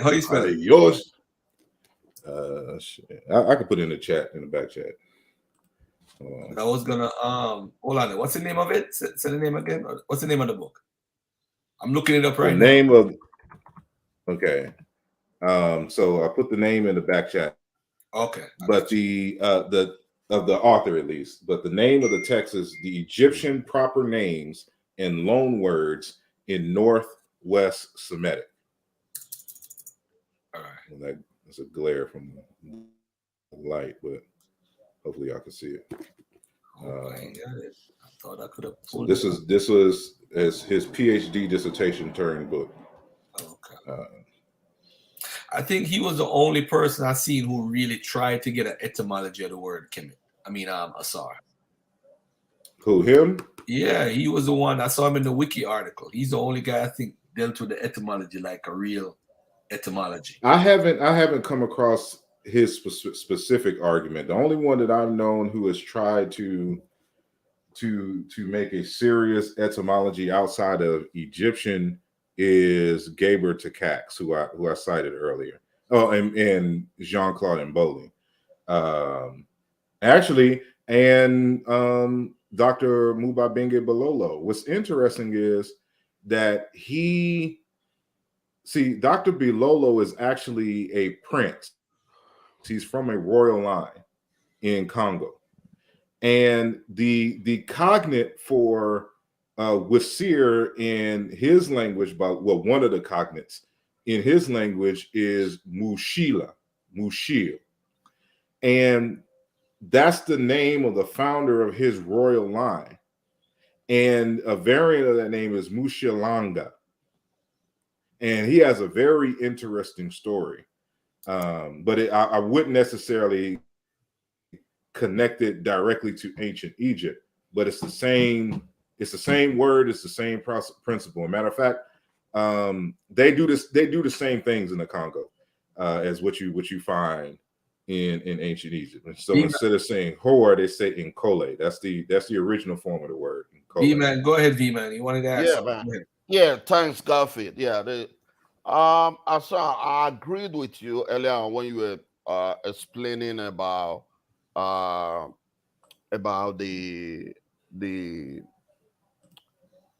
coming together of two different kind of culture and exchanging their gods and all that. Yeah, because if you go down to West Africa, the people of Togo, they have the Yoruba divination.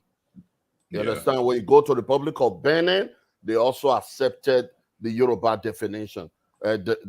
So it is all over Africa is almost the same. So it's accepted over the years. Due to acculturation and all that, they accept each other's spirituality. Yeah, my last question is this. Hold on, before you go there, I just want to briefly say this. I wrote an article some time ago called "The African Superhighway of Wisdom," and I talked about how the traveling merchants, for example, would go trying to find new places to move because people were nomadic or semi-nomadic, find new pastures either if they were for cattle or if they were semi-nomadic, for farmers trying to find new lands and things, and merchants. But they would get initiated into other people's guilds and traditions. And this is how, when they would come back, they would bring certain information back in deities. And I gave a few examples. And I got this idea from the African Superhighway of Wisdom from a professor by the name of Dr. Kaikosa Kajangu. He wrote a PhD dissertation called Beyond the Colonial Gaze. And he talks about this superhighway of wisdom and even discusses his own initiations. So he's originally from Mozambique, I think, or Malawi, my bad. He's from Malawi. But he was initiated in Congo traditions and in Southern African Zulu traditions and some other wisdom traditions. And I remember, I don't know if y'all remember or if y'all go back in the quote unquote conscious community this far back, but when Brother Unk was on Blog Talk Radio, he had a radio program with this other sister, Sister Nikki, And there was another brother on the show by the name of Abongo. And Abongo was a martial artist. He's originally from Texas, one of my hometowns, actually, who moved to Atlanta. He was in the first Black Panther film as one of the warriors in the, I guess, with the guerrilla tribe. I forgot what the exact name is. But anyway, he got initiated into a tradition in northern Ghana by, one of his mentors was by the name of Apeto.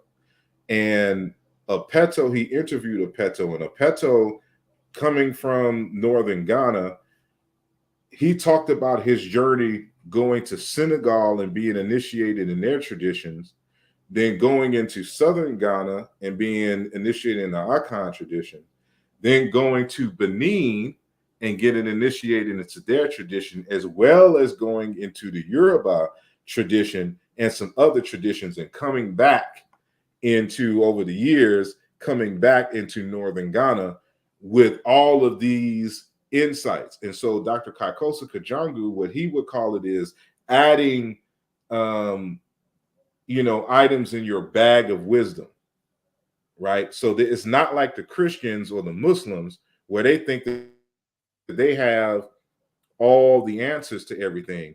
In Africa, it is normal and encouraged for you to go and learn and study other traditions and to bring that wisdom back, and so it can serve us in our community. So I just wanted to say that in support of what you were saying. But I'm sorry, go ahead, ask your question. Yeah, you're right. So my question is this: earlier on, you said the Ifa divinity originated from the Arabia. Is that how far is that?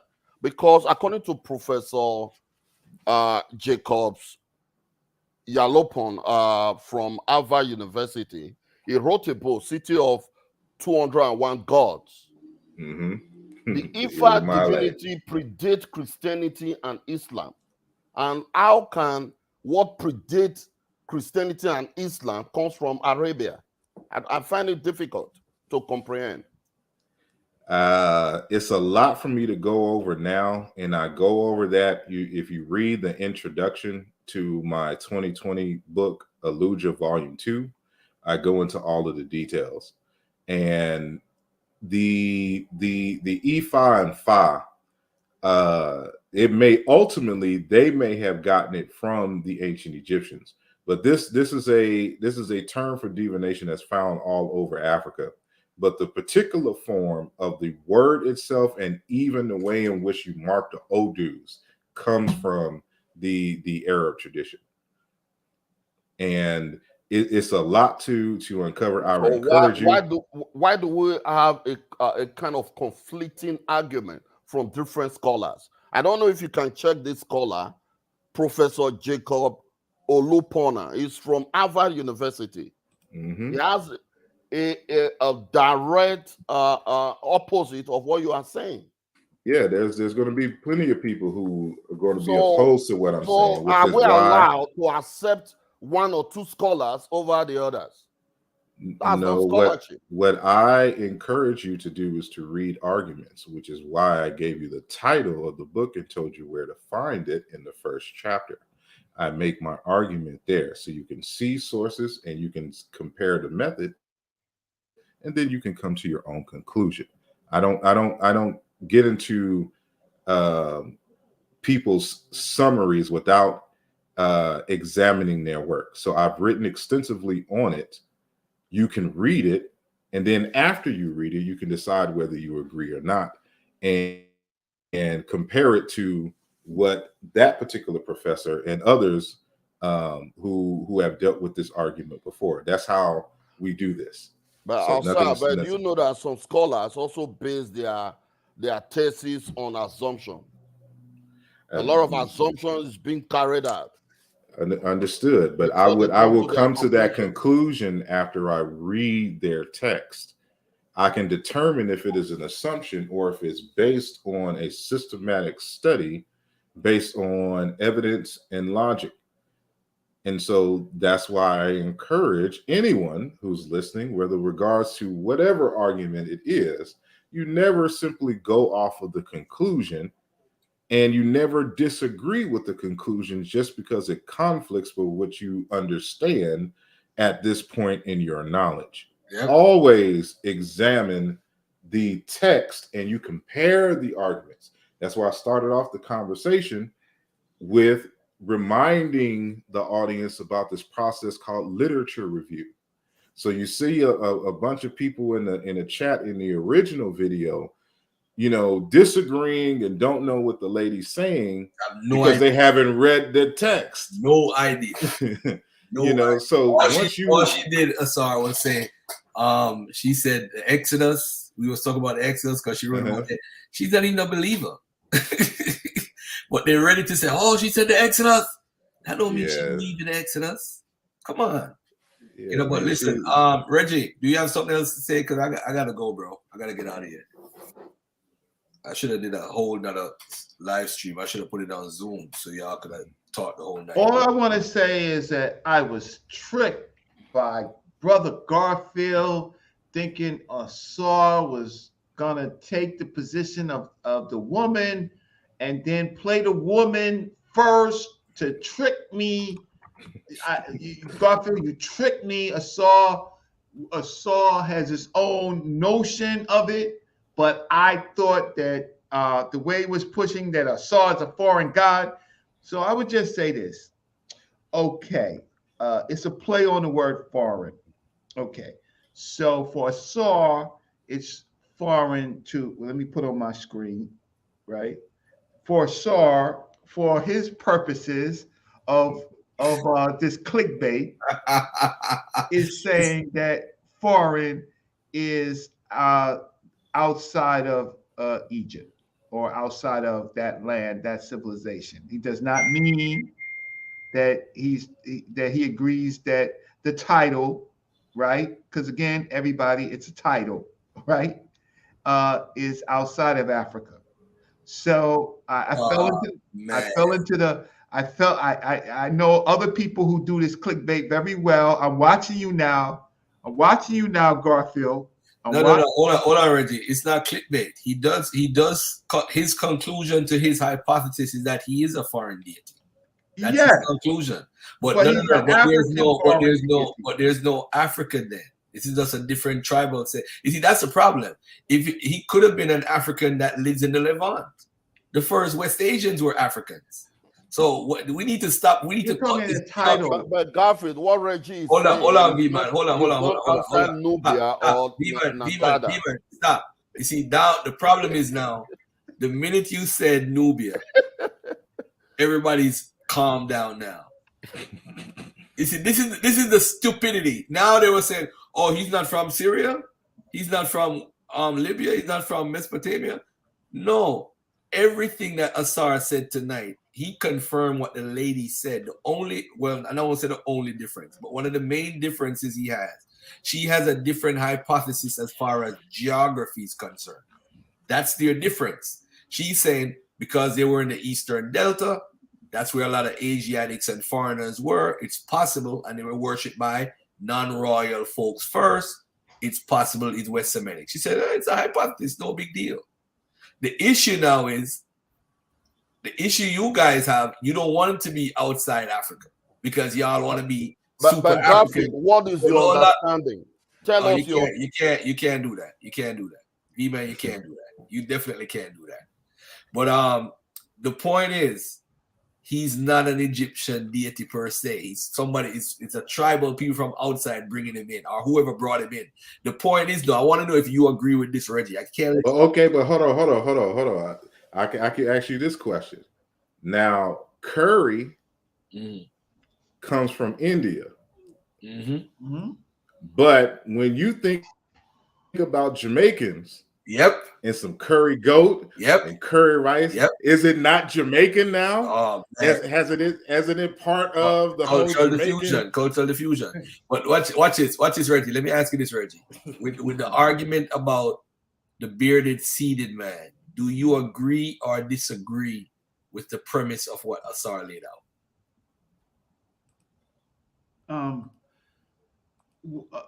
Okay, so what was it exactly? Bearded seated man in the early dynastic time period was used for foreign people. It was a sign that used for foreign people. But when they started to use it as a nature or as a deity sign, it was used with Asar first. That was one of the signs determinatives Well, used. yeah, well, I don't. My whole thing is that I see the bearded man in not the Siali, but in the Kustal incense burner in the hunter's palette. So this is before Egypt. So my whole point of it is these are cultures before Egypt. And these are not foreign doctrines; these are absorbed doctrines.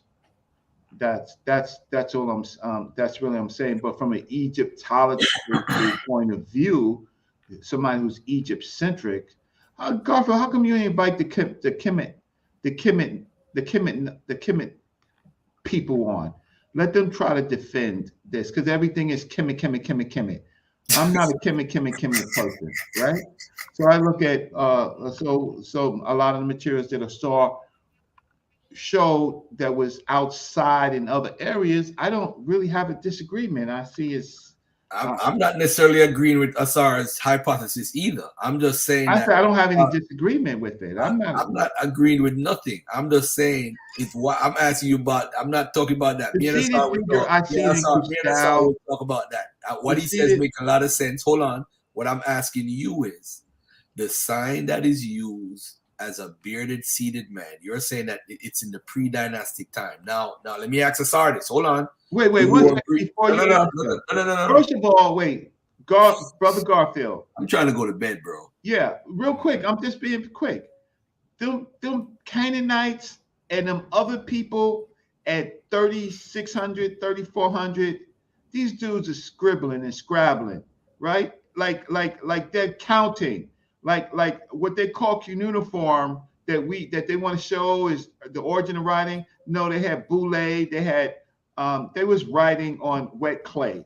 I'm not giving them nothing because I don't see advanced scribal anything until they actually write proper hieroglyphs. So I don't know what they're doing.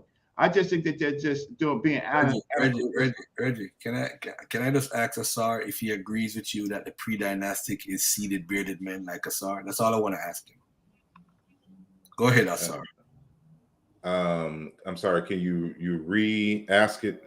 He's saying that the seated bearded man that the sign that's attached to Asar's name was in the pre-dynastic time. Not attached to Asar name, but it's there. But yeah, the argument was never that it didn't exist until Wasir.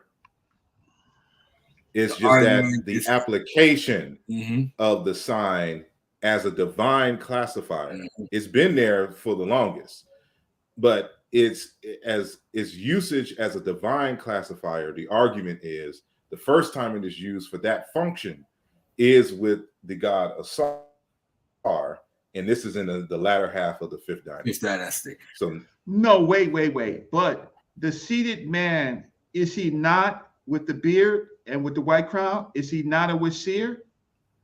Is he not a wealthy, powerful person? But those, because matter of fact, and I showed in that array of variations of the word Wasir, you see one of those with the crown in Egypt as a determinative for Wasir. But I think that's later. Right. In the earlier pyramid text, it's either the seated bearded man or there's no determinative. And so one of the things that I read and I highlighted at least from Shalom Hin is that they're not interchanging. So when you read the text, she gives examples of where, for example, the Netcher sign may be interchanged, the pole, with the hawk on a standard, right? But none of them are ever used with Wasir. The only sign that was used with him in this very beginning stages, according to her, was a seated bearded man. And only later do you get these other variations and other glyphs. But she's looking at. I'm just arguing not from her. I'm arguing Okay. pre-dynastic time. Seated bearded man with a white crown, right? With a whore Serek next to him and neat. This person is being associated somehow to. But anyway, good presentation. But even that word Serek is even I argue, matter of fact, I will just say palace because the pre-dynastic period, we don't know what it is, but we know in ancient Egypt it becomes Serek, but in pre-dynastic it's just a Horus with a palace, Horus with the palace facade. Huh? I believe that we have enough. If you share my screen, brother. Oh, my bad. Garfield. My bad. Go ahead. So when you see the Serek, in a related language and group, it's a combination for king, like that word. The root is seer.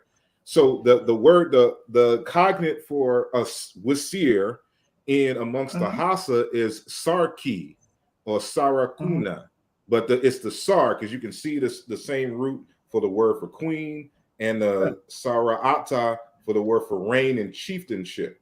So they're using whoever those pre-dynastic people who were using the Sereks.